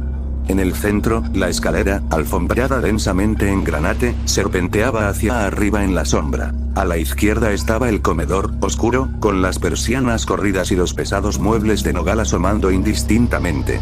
Recordó haberle tenido miedo, especialmente el aparador, ya que el frente estaba tallado en patrones que, en su imaginación infantil, se habían parecido a demonios. Richard caminó hacia la derecha, hacia la sala de estar, y ella lo siguió. Tal vez solo porque esa habitación era brillante, casi alegre en contraste, aunque podría haber sido trasladada intacta a un museo como un ejemplo de atrocidad victoriana en la decoración. Mesas cubiertas con paños de bayeta verde, tan pesados como alfombras, flores de cera, sillas enterradas bajo cojines de raso bordados. Ella notó que las mismas hierbas viejas y polvorientas todavía colgaban sobre la repisa de la chimenea, los ejemplos de la flora de Samoa que un ancestro Thornberg lejano había traído de algún viaje. Todo está exactamente igual, dijo. Exactamente. No se ha agregado ni quitado nada, ni se ha movido ni siquiera una pulgada hasta donde puedo ver. Y todo me pertenece. ¿Qué voy a hacer con todas estas cosas? Podrás venderlas. Hay personas que comprarán cualquier cosa siempre que sea vieja. Pero entra en la biblioteca. Quiero mostrarte los libros. Eso también fue tan duro como siempre. Los estantes acristalados que cubren las paredes hasta el techo, una mesa de balón en el centro, sillas de cuero ante la chimenea, bustos feos, reconoció a Dante, Shakespeare, Sócrates, en las esquinas. Parece una sucursal de una biblioteca pública, dijo. No encontrarás nada como esto en una biblioteca pública, dijo él, seleccionando una pequeña llave y abriendo una de las cajas de las que sacó un libro encuadernado en verde. Lo sostuvo con reverencia, como si lo pesara, palpando los bordes y acariciando la encuadernación antes de abrirlo. La reina de las hadas, señaló. Primera edición. Y aquí hay un Kilmarnock Burns y un primer Beaumont y Fletcher, con 19 errores de paginación. Y es solo una parte. Di lo que quieras sobre el gusto del viejo Robert. En los libros era impecable. Aquí, en esta monstruosidad arquitectónica, en esta ciudad de molinos de mala muerte, se encuentran algunos de los mejores volúmenes del país. del mundo, me atrevo a decir, y durante más de 3/4 de siglo han estado enterrados aquí, sin aparecer nunca en las salas de subastas. Y en lo que a mí se refiere, nunca lo harán. Estaba en la facultad de Derecho antes de aprender el significado de los buenos libros, pero tan pronto como adquirí el gusto, me enamoré de esta biblioteca. Desde entonces la he considerado mía. Cuando pienso en todos los fines de semana que he pasado aquí jugando interminables partidas de clivaje con el viejo saco de huesos y escuchando sus idioteces, con todos estos inapreciables volúmenes esperando, como yo, el tecnicismo de su muerte, y a eso lo llaman influencia indebida. No lo creo. Creo que te los mereces, Dick, dijo ella. Pero me temo que habría hecho falta más que una biblioteca llena de libros raros para traerme aquí. Estoy agradecida de haber estado lo suficientemente lejos. Tal como están las cosas, no puedo entender por qué me dejó los muebles y la plata. La última vez que lo vi fue en mi boda. A él siempre le gustó mamá, aunque creo que llevaste las cosas demasiado lejos sin venir aquí en absoluto. Puedo entenderlo cuando eras pequeña, pero no más tarde. En verdad, Dick, solo en los últimos años me he recuperado del impacto. Todavía tuve pesadillas después de que crecí. Eso debe haber sido lo que ellos llaman una experiencia traumática. Hiciste demasiado alboroto al respecto. Sabías que la abuela estaba loca. Bueno, será mejor que hagamos el testamento y sigamos antes de que oscurezca. Me quedaré aquí abajo si no te importa. Ver esa habitación de nuevo no es de mi agrado. Eres una tonta, Meg. Él la dejó y ella se sentó en una silla recta cerca de la ventana y sintió que los recuerdos de la casa se agitaban a su alrededor. Una vez fue majestuosa en esta colina, coronándola noblemente. Y ahora las tías probablemente venderían la casa y dejarían que se la destruyera por completo. Lo pensó con una mezcla de pesar y placer. Trató de mantener sus pensamientos lejos de ese día. Buscó otros temas. Incluso pensó en su tío abuelo y en su lamentable rostro de pergamino en el ataúd, pero esa imagen la llevó inevitablemente a otras, y al espejo. Ella tenía 7 años, Richard, 12. Su madre, recién casada, los había llevado a despedirse de su bisabuela y tío abuelo Edward. Se iban a Seattle, la casa de su padrastro, al día siguiente. Recordó cómo su tío los condujo escaleras arriba para ver a su madre. Recordó la tranquilidad y el asombro antinaturales que se apoderaron de todos ellos mientras subían suavemente las escaleras. Estaban las tías Aggie y Grace, su madre y el señor Barclay, su padrastro, y Dick y Margaret en solemne procesión detrás del tío Edward, que, incluso entonces, parecía tener una edad inmensa y caminar con dificultad. Giraron a la derecha en la parte superior de las escaleras y esperaron, mientras Edward llamaba suavemente a la puerta. Sus rostros parecían extraños en la luz acuosa de la ventana del vestíbulo superior. ¿Podemos pasar, madre? Edward había llamado. Espera. Respondió una voz quebrada. Esperaron y el señor Barclay sonrió un poco como si le pareciera muy divertido. Por fin, la voz extraña les dijo que entrarán. Margaret se quedó atrás, de modo que pasó algún tiempo antes de ver a su bisabuela. En cambio, miró alrededor de la habitación. Frente a la puerta, a la izquierda, había una cama cubierta por una colcha de retazos. A la derecha, contra la pared, había un gran tocador oscuro con un espejo ajustable. Entonces los adultos abrieron filas para permitir que los niños avanzaran y ella vio a abuela sentada en una mecedora, sus diminutos pies balanceándose sobre el piso, su espalda recta, su rostro arrugado y marrón como una nuez y sus ojos negros, brillantes como perlas de azabache. Miró a Richard con alegría. Ven aquí, Mark, y deja que tu abuela te bese, dijo. Este no es Mark, explicó Edward. Es su hijo, Richard. ¿Dónde está Mark? Mark está muerto, madre, dijo Edward con suavidad. Los pequeños pies tocaron el suelo y la anciana empezó a mecerse. Sí, dijo. Mark está muerto. Tiene una buena tumba, una tumba seca, como la de mis hijos. Uno puede soportar mirarlos en tumbas secas. Metieron a mi esposo en una tumba húmeda y se hinchó y fue terrible verlo antes de que se le cayera la carne. La tía Aggie jadeó y Edward dijo rápidamente. Madre, los hijos de Mark están aquí. Se van muy lejos y quieren decir adiós. Ven y bésame, ordenó.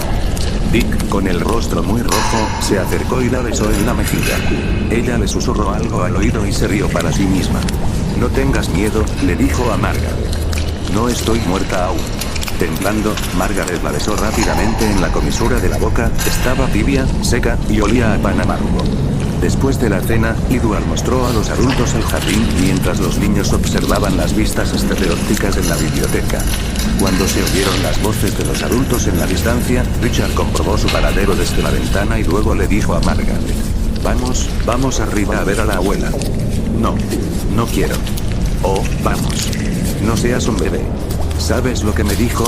Dijo que si íbamos allí solos nos mostraría algo que nadie más en todo el mundo excepto ella ha visto. No quiero verlo. No me agrada. Es tan vieja y huele raro. Vamos. Tal vez ella nos dé algo. Es muy rica. Tiene mucho dinero. Todo el mundo lo sabe. Y así Margaret había subido las escaleras con Richard, entrando sigilosamente en la habitación detrás de él después del ritual del grifo y la llamada para entrar. Cuando los vio, su abuela se meció de placer y sonrió sin dientes. Vinieron, dijo. No lo olvidaron. Dijo usted que nos mostraría algo que nadie más ha visto, dijo Richard obstinadamente. Eso haré. Ustedes son los hijos de Mark y él querría que lo vieran porque está muerto. Edward no debe verlo.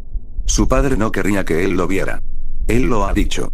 Continuó de esa manera confusa durante unos minutos y luego se lanzó hacia adelante como un pájaro, palpó debajo del cojín de felpa roja del asiento de la ventana junto a ella y sacó un objeto de bronce, de forma rectangular y adornado con molduras.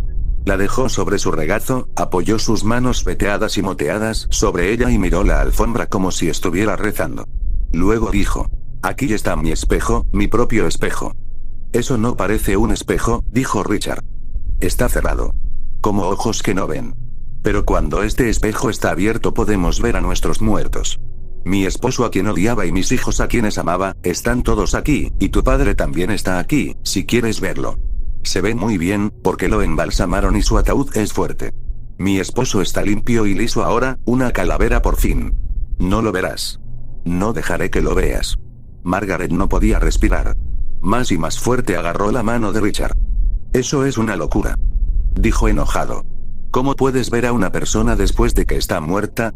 Riendo de emoción, la anciana buscó a tientas un gancho en la parte superior del objeto, pero Margaret no pudo aguantar más, comenzó a gritar y la señora Foulkes, la sirvienta, se apresuró a entrar. ¿Qué estás haciendo?, exigió. ¿Qué les estás diciendo a estos niños? La señora Foulkes se los llevó, Margaret se aferró a ella, todavía gritando. Niña tonta. Se burló la anciana. El recuerdo de sus propios gritos se mezcló con la realidad de Richard llamándola por su nombre desde el rellano. Por el amor de Dios, apúrate. Dijo, cuando ella llegó al pasillo. Su rostro estaba sonrojado. Mira, ¿puedes telefonear a la señora Foulkes y preguntarle qué diablos le pasó al testamento? ¿No está en la caja fuerte? ¿Por qué crees que te lo estoy diciendo? ¿Está conectado el teléfono? Por supuesto que lo está. Meg, por favor. ¿Dejarás de hacer preguntas tontas? Mientras la llamas, voy a buscar por la habitación. Buscaré en el colchón.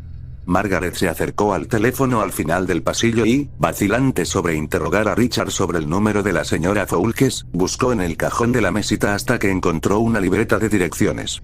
Tenía el nombre de la señora Foulkes y un número de teléfono, el de su hija. Margaret recordó entonces que la señora Foulkes había mencionado que se iba a quitar los zapatos e ir a pastar por el resto de su vida. Después de 35 años con los Thornberg se lo merecía, pensó Margaret, mientras le daba el número a la operadora. La anualidad que Edward le había arreglado en el último año de su vida podía ser solo un pago simbólico por tal lealtad. La señora Foulkes hizo la pregunta de Margaret. ¿No está en la caja fuerte? Aparentemente no. Eso es raro. Me pregunto si hubiera podido levantarse de la cama y conseguirlo él mismo. Una cosa de la que estoy segura es que nunca salió de la habitación. Lo habría visto si lo hubiera hecho. Ciertamente debe estar allí. Buscaremos en profundidad. Como dices, probablemente encontró la fuerza para saltar de la cama durante unos minutos. Si no lo encuentra, iré y los ayudaré a buscar. Oh, no, no queremos que hagas eso. Debe estar en algún lugar de la habitación. Lo encontraremos. Margaret le agradeció y prometió hacerle saber el resultado de la búsqueda. Luego fue al pie de las escaleras para decírselo a Richard, pero él apareció antes de que pudiera llamarlo. Pedazos de pelusa y plumas estaban por todo su pelo y abrigo. ¿Bien?, preguntó él. Nunca salió de la habitación. Ella está segura de eso. Ella está segura de eso, ¿verdad? Ahora no está segura de nada excepto de que tiene lo suyo. A ella no le importa nada más. ¿No lo encontraste, entonces? No, no lo hice. Ven aquí y ayúdame. Se detuvo en el pasillo superior, insegura de la habitación hasta que escuchó ruidos de rejilla en la cámara delantera, como si Richard estuviera rompiendo los muebles. Entonces se mudó a la habitación de la abuela. Murmuró en la puerta, pero su hermano estaba demasiado ocupado para responder. La cama estaba cubierta con plumas y tiras del colchón. Lo había hecho tiras, destripado. Y ahora estaba sacando ropa de los cajones, tirándola a derecha e izquierda, y cuando el cajón estuvo vacío, pateó el fondo hasta que se derrumbó. Tengo que asegurarme de los compartimentos secretos, murmuró, y al ver a Meg, gritó. Vamos. Mira en el armario, en todos los bolsillos, revisa los forros de los abrigos y los dobleces de los pantalones. No es un documento pesado. Podría haberlo escondido en cualquier lugar. La caja fuerte de la pared se abrió y su contenido, cajas, joyas, papeles, fueron esparcidos en la mesa. Supongo que revisaste todo con cuidado, comentó. Él siseó bastante irritado. ¿Crees que soy ciego? He revisado cada trozo de papel 3 veces. El viejo tonto estaba seguro de que iba a leer ese testamento. ¿Por qué? ¿No lo leyó antes de ejecutarlo? ¿Leerlo? Me tomó 6 meses satisfacerlo. Pasó por 20 borradores por lo menos, cada uno radicalmente diferente de los demás. En un momento, toda la biblioteca fue legada a la Sociedad Histórica Thornberg. Gracias a Dios que se cambió. El día que lo firmó tuve que salir corriendo y traer a algunos vecinos para que fueran testigos antes de que cambiara de opinión de nuevo. Hizo un gesto de molestia. Pero no quiero quedarme aquí hablando de eso. Encontremos el testamento primero. Sacó los trajes uno por uno y los palpó con cuidado, sintiendo punzadas de lástima por su pequeñez y las manchas de comida en la parte delantera y las solapas. Uno pensaría que alguien los habría limpiado, dijo. Habría sido una pérdida de tiempo. En los últimos años tenía más comida en su abrigo que en su estómago. Y no dejaba que nadie tocara sus cosas hasta que no apestaban. ¿Qué estás haciendo? Esa no es la manera de hacerlo. Él le quitó uno de los abrigos, hizo florecer su navaja de bolsillo y rasgó el forro por completo. Ella se sintió triste, inexplicablemente, hasta las lágrimas. Tan pronto para tomar las posesiones privadas y preciadas del anciano y destruirlas. ¿Es eso necesario? Dijo ella. Suspiró profundamente. Vio que su rostro de su hermano se hinchaba de ira. Está bien. Déjame hacerlo. Mira debajo de los cojines y alrededor de los bordes de la silla. Cuando ella terminó con las sillas, miró detrás de los cuadros y para entonces todas las prendas de Edward estaban amontonadas en el suelo y Richard estaba de pie cerca de la ventana, golpeando su palma con el puño. Hay que encontrarlo, dijo. Si comparezco ante el tribunal con mi copia al carbón, mis posibilidades se reducen en un 50%. Esas ancianas tienen sus garras en mí demasiado profundamente como para permitirme intentar legalizar una copia, aunque puedo probar la ejecución del original. En lugar de verme conseguir la biblioteca, la regalarían. Bueno, lo encontraré, eso es todo. Está aquí en alguna parte. Tiene que estar aquí. No, no está debajo de las alfombras. Ya miré allí. Ahora reconstruyamos la escena. Aquí estaba el anciano en la cama, presumiblemente demasiado enfermo para moverse. Iría a la caja fuerte, 4 pasos como máximo, sacaría el testamento y luego tendría que sentarse. Se sentaría aquí en la mecedora, imagino. Quizás lo leería y luego se levantaría, o quizás no. Los asientos de la ventana. Saltó a la cúpula y levantó los cojines de los asientos. ¿Está ahí? Preguntó Margaret. No. Estaba seguro de que estaría. Pero aquí está ese espejo de la abuela. Salió sosteniéndolo con ambas manos. Cuando ella se acercó, medio asustada, para verlo, él lo dejó sobre el tocador y encendió la luz del soporte. Ella miró hacia abajo y dijo, Dick, ese es el espejo. Susurró, mirándolo con una fascinación enfermiza. En el crepúsculo tenue, con sus sombras parpadeando en la pared, y una parte física del recuerdo ante sus ojos, tenía 7 años otra vez, sintiendo el vértigo del miedo. Me da miedo, Dick, dijo. ¿De qué? ¿De un espejo de cobre? Quizá deberíamos volver mañana, cuando amanezca. Si te estás cansada, puedes irte, estalló él. Pero yo me quedaré y lo encontraré aunque me lleve toda la noche. ¿Dónde puede estar? ¿Dónde? ¿Dónde? Ella estaba mirando los motivos decorativos del espejo. Había 6 cabezas, en secuencia, la primera de una mujer joven de cabello suelto y ojos cerrados. El segundo de otra mujer, o quizás la misma, con el pelo enmarañado y las mejillas hundidas. El tercero, Dick. Mira. ¿No es horrible? Los rostros cambiaron, se volvieron descarnados. El último era un cráneo sonriente. ¿Puedes ver lo que significa? Muestra la descomposición de un cadáver. Él apenas lo miró. Bueno, ahora puedes ver de dónde sacó la anciana sus ideas. De repente, saltó hacia adelante y comenzó a patearlo ansiosamente. Recuerda, ¿no dijo que el espejo se abría? Lo hemos encontrado el testamento, Meg. Maldita sea, ¿cómo se abre? Aquí, pruébalo. Tus dedos son más sensibles. Con las manos temblando, sintió el borde, como recordaba que había hecho la abuela. Sin darse cuenta, tocó un alfiler y las puertas de bronce se dividieron con un chasquido, abriéndose en un tríptico reflejado.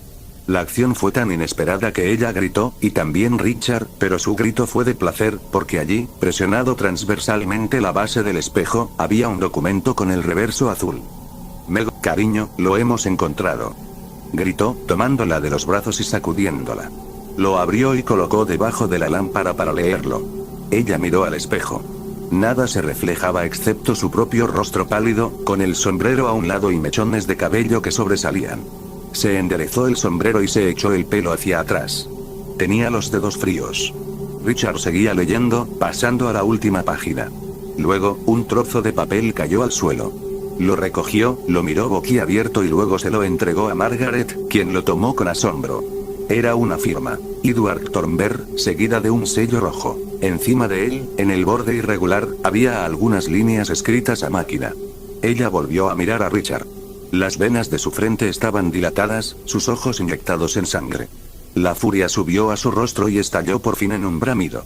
¿Ves lo que ha hecho? Ha borrado su firma, ha invalidado el testamento. Golpeando su mano plana sobre el tocador, gritó su rabia a la casa. Margaret le tocó los brazos, intentó hablar, pero él la apartó. ¿Entonces crees que me has derrotado, hipócrita? Gritó. Cerró los ojos y maldijo a su tío lenta y salvajemente. Margaret dio un paso atrás, sacudiendo la cabeza. No lo hagas, suplicó. No está bien. ¿Qué sabes? Nunca has deseado nada como yo deseo esa biblioteca. Y la tendré, haré más que sustituir un testamento, forjaré uno.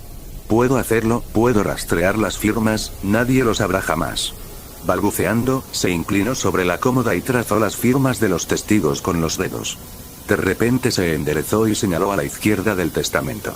Un grito desgarrador sacudió las paredes, llenó la habitación, y antes de que muriera hubo otro y otro. Margaret miró a su alrededor, cegada por el terror por un segundo antes de darse cuenta de que era Richard, gritando, chillando como un alma enloquecida. Antes de que pudiera alcanzarlo, tomó el espejo y lo arrojó a la pared.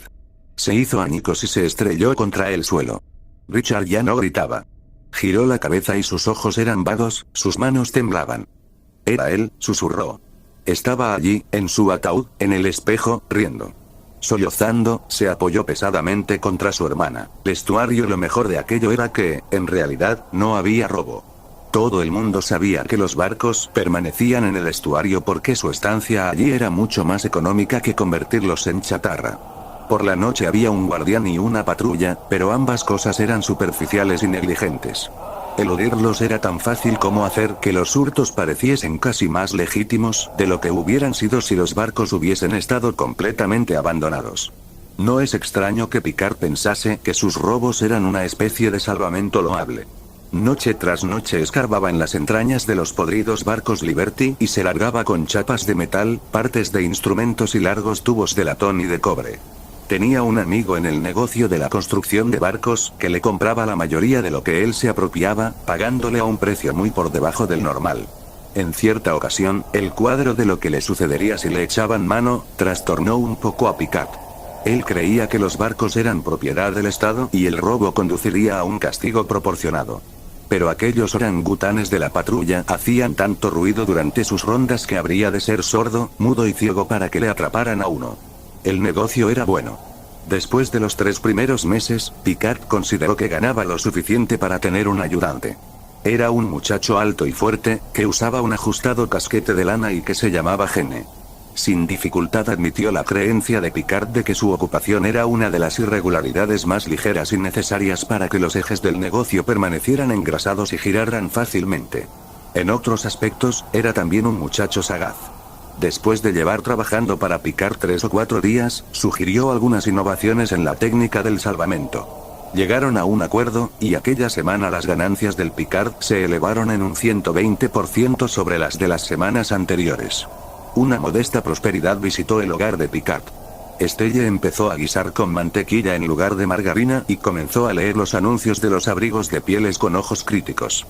Oiga, viejo, dijo Gene, titubeando, 2 o 3 semanas después que Estelle hizo el pago de un abrigo de piel de cordero persa a mitad de precio. ¿Nunca oyó usted nada extraño en los barcos por las noches? Quiero decir, ¿algo raro? Pig le miró burlón.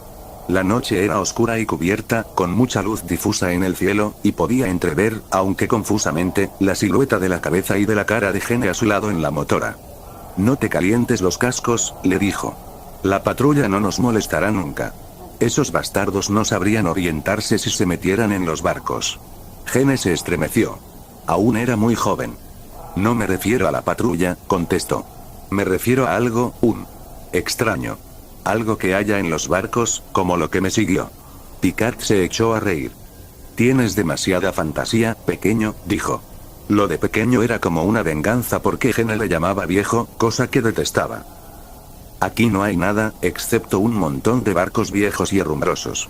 Tú eres joven y estás lleno de, ok. Dijo Gene.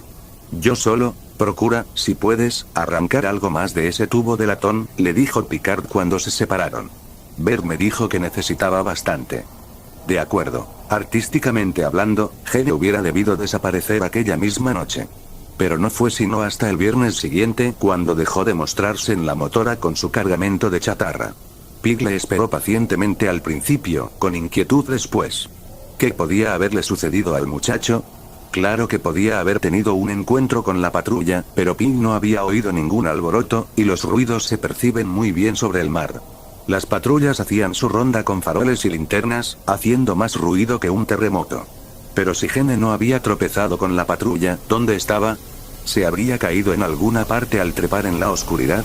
¿Yacería inconsciente en el fondo de alguna bodega?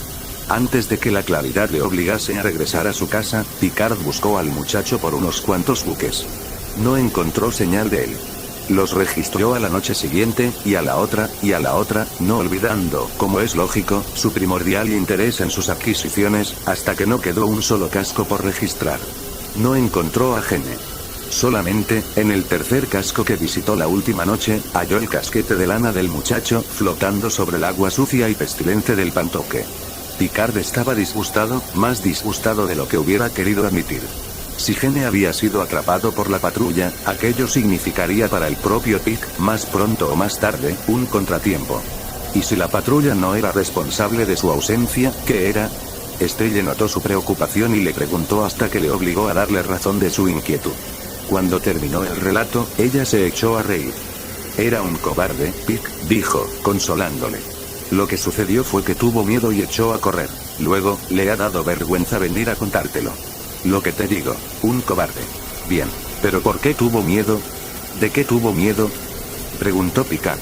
Recuerdo haber oído, continuó con cierta dificultad, que, cuando estaban construyendo uno de los buques, un soldador quedó soldado en él. Botaron el barco con él. Luego, hubo un hombre que fue atrapado por el tubo de aire y. Su esposa estalló. Eso es una sarta de mentiras, Pig, y tú lo sabes. Nunca oí tonterías semejantes. ¿Es que tienes miedo a las patrullas? No.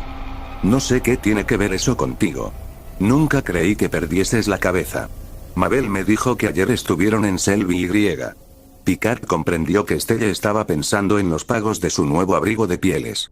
Picard dormía de día y trabajaba de noche, y aunque en los alrededores de su casa todo era tranquilidad, nunca conseguía dormir bien. Aquel día estuvo despierto 3 o 4 horas, y eran las 11 cuando consiguió dormirse. Su sueño fue bastante agitado. Recorría el casco de uno de los buques buscando un trozo de material duro fácilmente vendible a alto precio, y estaba seguro de que lo encontraría en alguna parte. Mientras hacía el recorrido, empezó a notar la sensación, débil al principio, más fuerte después, de que algo muy desagradable estaba espiando en la periferia de su visión. 2 o 3 veces giró en redondo bruscamente, esperando sorprenderle, pero la cosa se movía con más rapidez que él. Continuó buscando afanosamente su material. Subió las escaleras y las bajó de nuevo, registrando el cuarto de máquinas y el camarote de la tripulación. Al fin, en el pantoque de la bodega número 3 vio el trozo de material medio sumergido. Tan pronto como lo vio, olvidó que lo había estado buscando. En la extraña equivalencia de los sueños, el pantoque, el sucio y hediondo pantoque, fue lo que se convirtió en el objeto de su deseo. Se arrodilló a su vera, metió en él la mano, la sacó llena de agua y, dándole asco, enfermo de disgusto y de repugnancia, empezó a beber. El corazón de Pete palpitaba aún aceleradamente cuando se despertó. Maldito sueño. ¿Qué significaría? ¿Qué sentido tendría? Su pulso continuaba anormal cuando sonó la sirena del mediodía. Contrató otro ayudante. Fred no era tan bueno como Gene. Era holgazán, y, al cabo de 5 días, le dejó plantado, alegando que no le agradaban los ruidos que había en los barcos por la noche. Así, pues, se observará que Pete había sido extensamente advertido antes de que le sucediera lo que le sucedió. Fue una semana después cuando Gene surgió detrás de él. Pete se encontraba entre puentes del MS Blount, y Gene le agarró con sus descarnadas manos. Pete gritó una y otra vez, tratando de zafarse, pero fracasó por completo. No podía dañarlo. Gene estaba muerto ya. Y Pete fue sumergido en las pestilentes aguas del fantástico pantoque, mientras Gene permanecía en pie, haciendo escalofriantes ruidos con sus descarnados labios, y el otro acechaba tranquilamente desde el fondo de la bodega. Estelle no terminó de pagar su abrigo de pieles. Transcurrida una temporada, formó nuevo hogar con un tipo llamado Leon Socher, que hacía tiempo estaba encaprichado de ella. Los barcos continuaron su lenta labor de pudrirse en sus amarras, sin molestar a los cobradores de impuestos. Y, en nuestros días, si usted es tan indiscreto que va a fisgar por las noches entre los carcomidos cascos que están anclados tranquilamente en el estuario, encontrará que se hallan poblados de una pequeña compañía, una selecta compañía, formada por Picard, Gene y el soldador, que es el habitante más viejo. El experimento del Dr. Heidegger. Aquel hombre extraño, el viejo Dr. Heidegger, invitó cierta vez a su estudio a 4 amigos venerables. Eran ellos 3 caballeros de blancas barbas, Mr. Medbourne, el coronel Killigrew y Mr. Gascoigne, y una marchita dama, la viuda Wycherley. Todos eran melancólicos ancianos que sabían de infortunios y cuya mayor desgracia consistía en mantenerse aún con vida. Mr. Medbourne, en el vigor de sus años, había sido un próspero negociante, pero habiéndolo perdido todo en locas especulaciones, estaba reducido a poco menos que un mendigo. El coronel Killigrew había dilapidado sus mejores años, su salud y su caudal corriendo tras pecaminosos placeres, los cuales fueron fuente de males, tales como la gota, a más de producirle diversos tormentos del alma y del cuerpo. Mr. Gascoigne era un político arruinado, hombre de mala fama, o al menos lo había sido, hasta que el tiempo, al borrarlo del conocimiento de la presente generación, convirtió su infamia en oscuridad. En cuanto a la viuda Wycherley, la tradición nos dice que fue en sus días una gran belleza, pero que vivió largos años en profunda reclusión a causa de ciertas escandalosas historias que habían prevenido contra ella a la gente de la ciudad. Es una circunstancia digna de mencionar que los 3 ancianos caballeros, Mr. Medbourne, el coronel Killigrew, y Mr. Gascoigne, amaron en sus años mozos a la viuda Wycherley, y hasta habían estado una vez a punto de llegar a las manos por ella. Y antes de seguir adelante quiero sugerir, simplemente, que tanto del Dr. Heidegger, como de sus 4 huéspedes, decíase que no se hallaban en sus cabales, cosa no poco frecuente en los ancianos, cuando están bajo el peso de molestias presentes o de angustiosos recuerdos. Mis queridos viejos amigos, dijo el Dr. Heidegger a la vez que les rogaba tomaran asiento, deseo la ayuda para llevar a cabo uno de aquellos pequeños experimentos con los cuales acostumbro entretener mis ocios, aquí, en mi estudio. Si las historias dicen la verdad, el experimento del Dr. Heidegger debió haber sido un muy curioso lugar. Consistía en una oscura y anticuada cámara, festoneada con telas de araña, y salpicada de manchas de polvo de vieja data. Alrededor de las paredes alineábase una estantería de roble, cuyas tablas inferiores soportaban hileras de gigantescos infolios y volúmenes en cuarto de negras letras, y las superiores, pequeños tomos en 12avo recubiertos de pergamino. Sobre el estante central veíase el busto de bronce de Hipócrates, con el cual, según ciertas autorizadas opiniones, el doctor Heidegger acostumbraba realizar consultas en todos los casos difíciles que en la práctica de su profesión se le presentaban. En el más oscuro rincón de la habitación, a través de la puerta entreabierta de una estrecha alacena de roble, podía distinguirse confusamente un esqueleto humano. Un espejo suspendido entre dos estantes ofrecía su alta y polvorienta luna en un deslustrado marco dorado. Entre las muchas maravillosas historias referentes a este espejo, figuraba la de que en su superficie cobraban vida los pacientes fallecidos del doctor, y asomábanse a mirarlo con fijeza cada vez que en él se contemplaba. El lado opuesto de la habitación estaba adornado con el retrato de cuerpo entero de una joven ataviada con satenes y brocatos, de tan empalidecida magnificencia como su marchito rostro. Media centuria antes el doctor Heidegger había estado a punto de contraer matrimonio con esta joven, quien, debido a una ligera indisposición, bebió una pócima prescripta por su novio, falleciendo la tarde misma del día fijado para la boda. Queda sin mencionar la más grande curiosidad del estudio: un pesado infolio en cuero negro con agarraderas de plata maciza. Ninguna inscripción adornaba su cubierta. Nadie habría podido decir su título, pero bien sabían todos que era un libro de magia.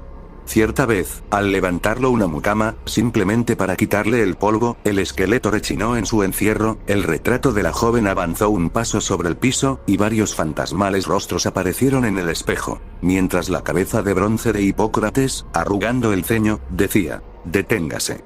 Tal era el estudio del doctor Heidegger. En la tarde de verano de nuestro cuento, una pequeña mesa redonda, tan negra como el ébano, colocada en el centro de la habitación, sostenía un vaso de cristal de hermosa forma y elaborado diseño. Los rayos del sol, atravesando la ventana por entre los pesados festones de dos ajadas cortinas de damasco, incidían directamente sobre el vaso, de modo que un débil resplandor iba desde él a reflejarse sobre los cenicientos rostros de los 5 ancianos sentados a su alrededor. 4 copas de champaña estaban también sobre la mesa.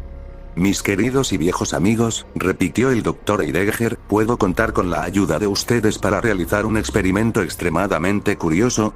Ahora bien, el doctor Heidegger era un anciano caballero sumamente extraño, cuyas excentricidades habían dado pábulo a 1000 fantásticas historias.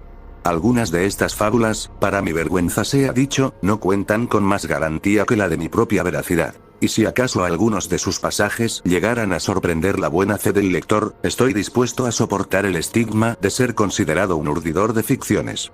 Cuando el doctor anunció a sus 4 huéspedes sus propósitos de realizar un experimento, estos imaginaron algo tan carente de interés como la asfixia de una rata bajo la campana neumática, el examen al microscopio de una tela de araña, o cualquier otra tontería semejante a las muchas con que acostumbraba fastidiar a sus íntimos. Pero, sin aguardar respuesta, el doctor Heidegger cruzó cojeando la cámara y volvió con el pesado infolio encuadernado en negra piel, al cual generales referencias indicaban como un libro de magia.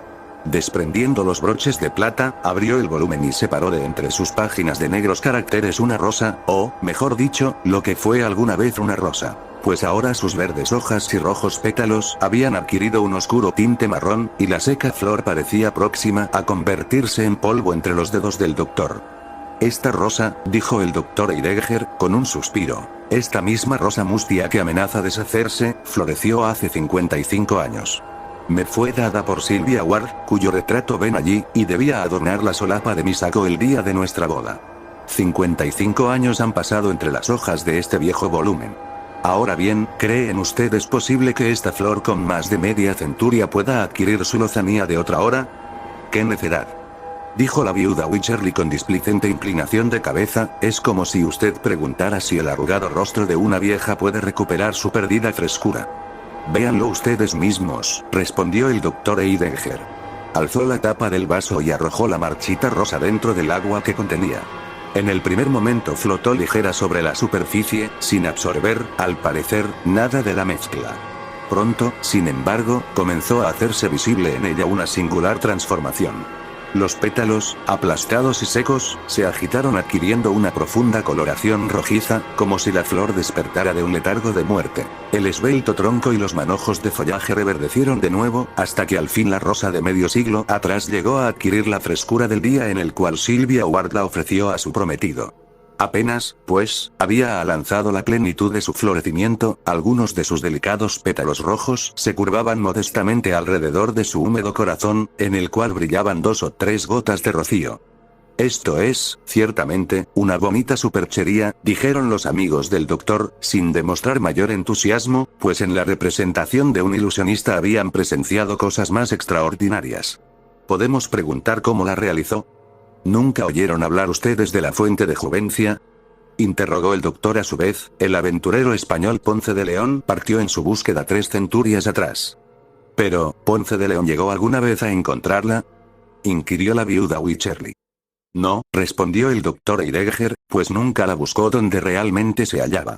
La famosa fuente de Juvencia, si estoy exactamente informado, está situada en la parte meridional de la península de la Florida, no lejos del lago Macaco. Sombrean la magnolias gigantes que, aunque cuentan innumerables centurias, se han mantenido frescas como violetas, por las virtudes de tan maravillosa agua. Uno de mis conocidos, sabedor de mi curiosidad en materias como esta, envióme el agua que ven ustedes en ese vaso. Ejem, dijo el coronel Killigrew, quien no creía ni una palabra de la historia del doctor. ¿Y cuál puede ser el efecto de este fluido sobre el organismo humano?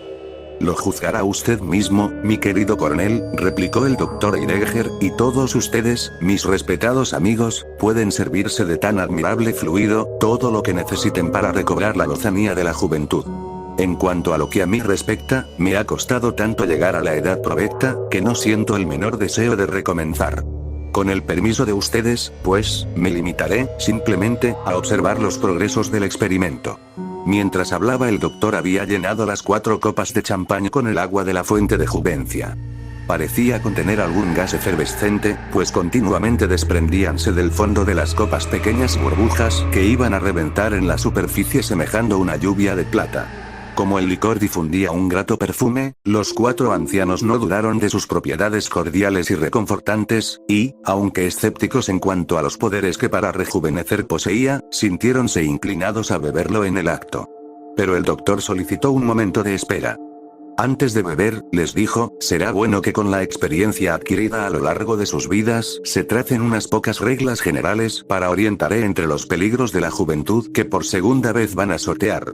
Un momento de reflexión les hará ver que, con las ventajas que ustedes ahora llevan, merecerían vergüenza y condenación si no se convirtieran en modelos de virtud y de sabiduría para toda la juventud de la época. Una débil y trémula risita fue la única respuesta dada al doctor por los 4 venerables amigos. Tan ridícula encontraban la idea de que quienes, como ellos, sabían cuán de cerca el arrepentimiento sigue los pasos del error, pudieran de nuevo desviarse del camino recto. Beban entonces, dijo el doctor inclinándose, y agregó, me alegro de haber elegido también los sujetos de mi experimento. Con manos temblorosas los 4 ancianos llevaron los vasos a la altura de sus labios. Si realmente el licor poseía las propiedades que el doctor Heidegger le atribuía, no podía haber sido empleado en 4 seres humanos que más angustiosamente lo necesitaran. Diríase que aquellas criaturas encanecidas, secas, decrépitas, sentadas alrededor de la mesa del doctor, carentes hasta del vigor de alma y cuerpo necesario para animarse ante la idea de su próximo rejuvenecimiento, eran los hijos de la senectud de la naturaleza, y por completo ignoraban la juventud y los placeres. Bebieron el agua y repusieron los vasos sobre la mesa. Seguramente hubo una repentina mejora en el aspecto general de los 4 amigos, no muy diferente, sin embargo, de la que hubiérase obtenido con un vaso de vino generoso. Y, a la vez, algo como un resplandor iluminó sus fisonomías. Las mejillas adquirieron una apariencia de salud, en vez del matiz ceniciento que les daba cadavérico aspecto. Imaginaron, al mirarse unos a otros, que algún poder mágico estaba borrando las profundas y lamentables inscripciones esculpidas durante largos años sobre sus rostros, por el padre tiempo. La viuda Wycherly se acomodó la gorra, pues casi se sentía, de nuevo, mujer. Denos más de este maravilloso elixir. Gritaron, ansiosamente, nos encontramos más jóvenes, pero aún somos demasiado viejos. Pronto, sírvanos más. Paciencia, paciencia, recomendó el doctor Heidegger, que sentado observaba con filosófica frialdad la marcha del experimento. Ustedes han necesitado muchos años para llegar a viejos. Por bien servidos debían darse con retornar a la juventud en solo media hora. Pero el agua está a su entera disposición.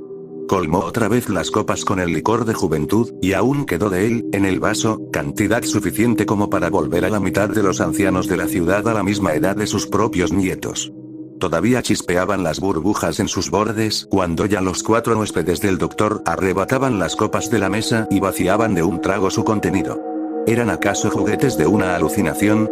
Aún estaba la bebida en sus gargantas cuando ya el organismo entero pareció experimentar una transformación.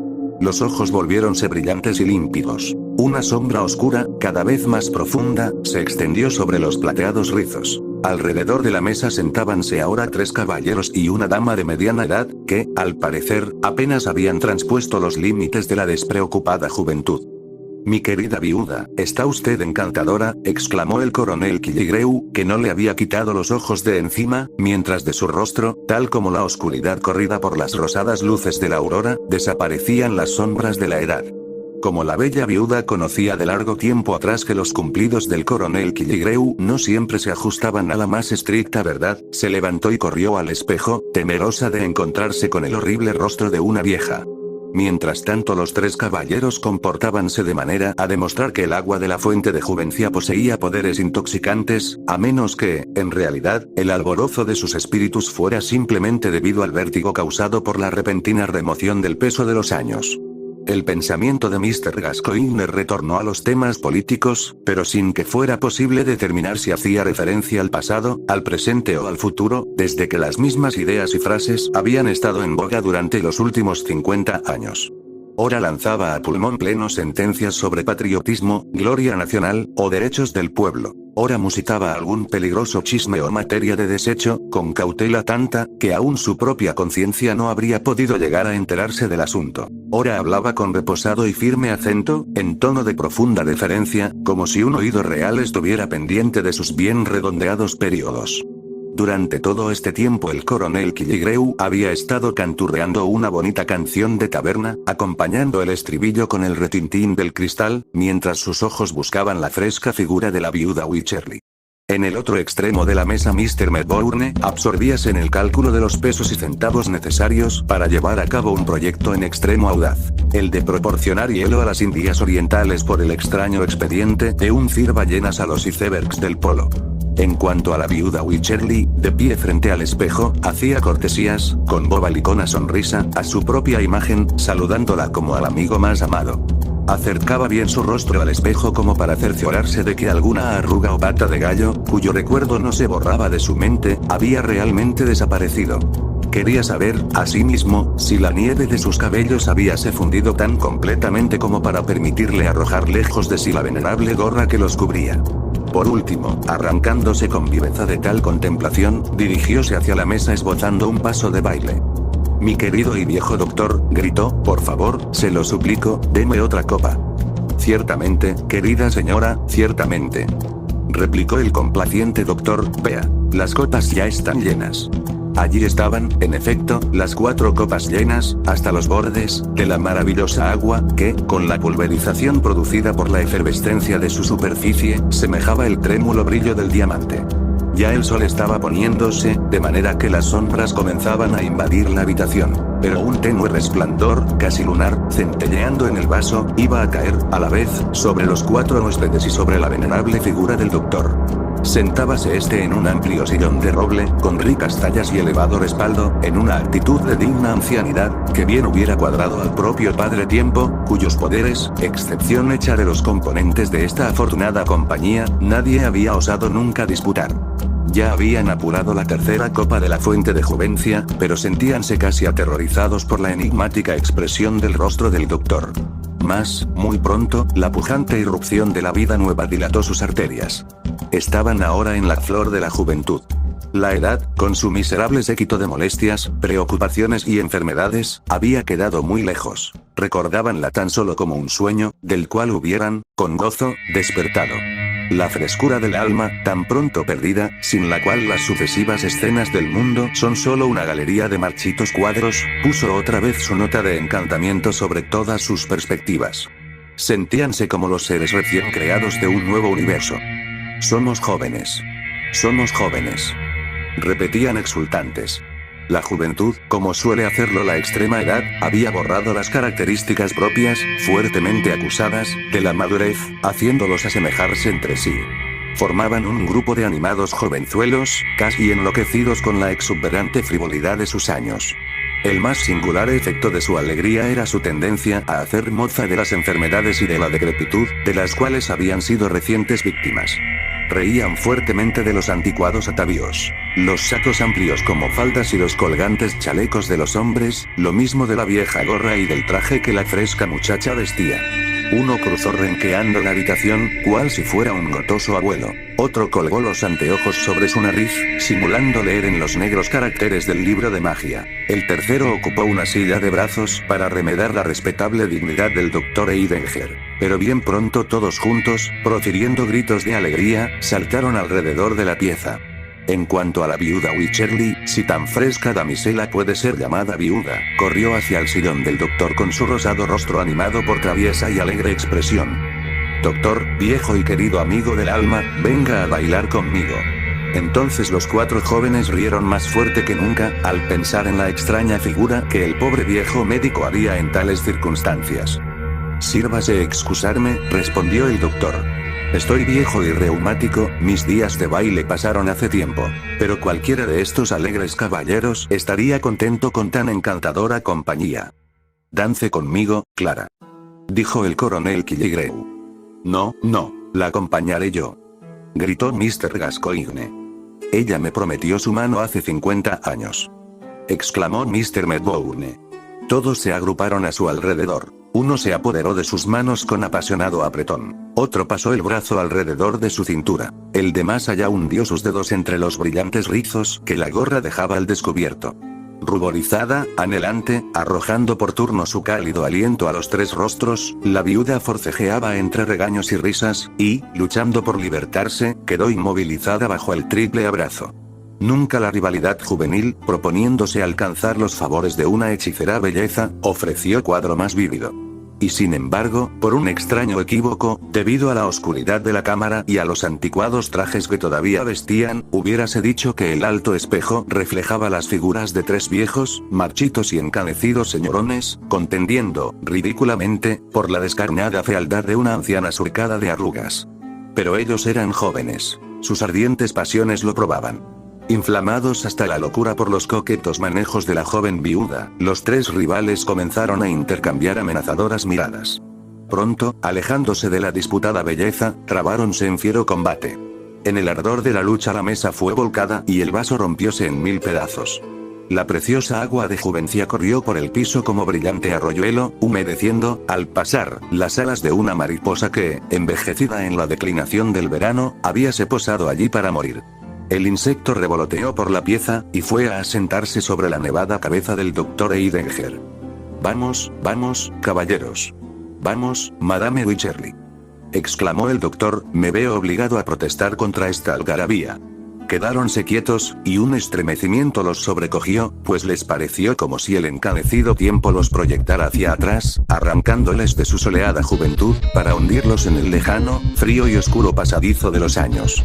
Miraron al viejo doctor Eidenger, que continuaba sentado en su sillón de talla, sosteniendo entre sus manos la rosa de medio siglo atrás que había rescatado de entre los fragmentos del vaso. A una señal suya los cuatro alborotadores ocuparon de buena gana sus asientos, pues, a pesar de su juventud, los violentos ejercicios habíanlos fatigado. La rosa de mi pobre Silvia, exclamaba el doctor Eidenger, manteniéndola de modo que la iluminaran las nubes del ocaso, me parece que está marchitándose de nuevo. Y así era, en efecto. Mientras el grupo la miraba, la flor seguía desmejorando, hasta que se puso tan seca y frágil como cuando fue arrojada dentro del vaso. El doctor desprendió las pocas gotas de agua que aún conservaba adheridas a sus pétalos. Me es tan querida así como con su húmeda frescura, observó, llevando la mustia rosa a sus labios tan marchitos como ella. Mientras hablaba, la mariposa agitó sus alas, y desprendiéndose de su encanecida cabeza, cayó sobre el piso. Un nuevo estremecimiento sacudió a sus huéspedes. Una extraña frialdad, si era del alma o del cuerpo, no podían precisarlo, los iba ganando gradualmente. Miráronse unos a otros, imaginando que cada fugaz momento les arrebataba un encanto y dejaba en su lugar una profunda huella. ¿Eran víctimas de una ilusión? ¿Podrían, en tan breve espacio, acumularse los cambios de una vida entera? Eran nuevamente 4 ancianos sentados con su viejo amigo el Dr. Heidegger. ¿Nos estamos, tan pronto, volviendo viejos?, gritaron apenados. Era así, en verdad. El agua de la juventud poseía una virtud más transitoria que la del vino. El delirio por ella producido desaparecía con tanta rapidez como las burbujas de su superficie. Sí, otra vez eran viejos.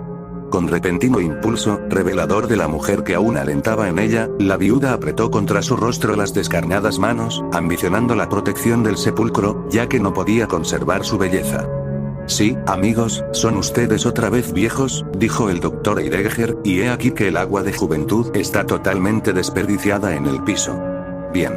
No lo lamento. Pues aunque la fuente brotara en el mismo umbral de esta habitación, no me inclinaría para mojar mis labios en ella. No, aunque el delirio que produce durara años en vez de minutos. Esta es la lección que de ustedes aprendí. Pero los 4 amigos del doctor no aprendieron tal lección.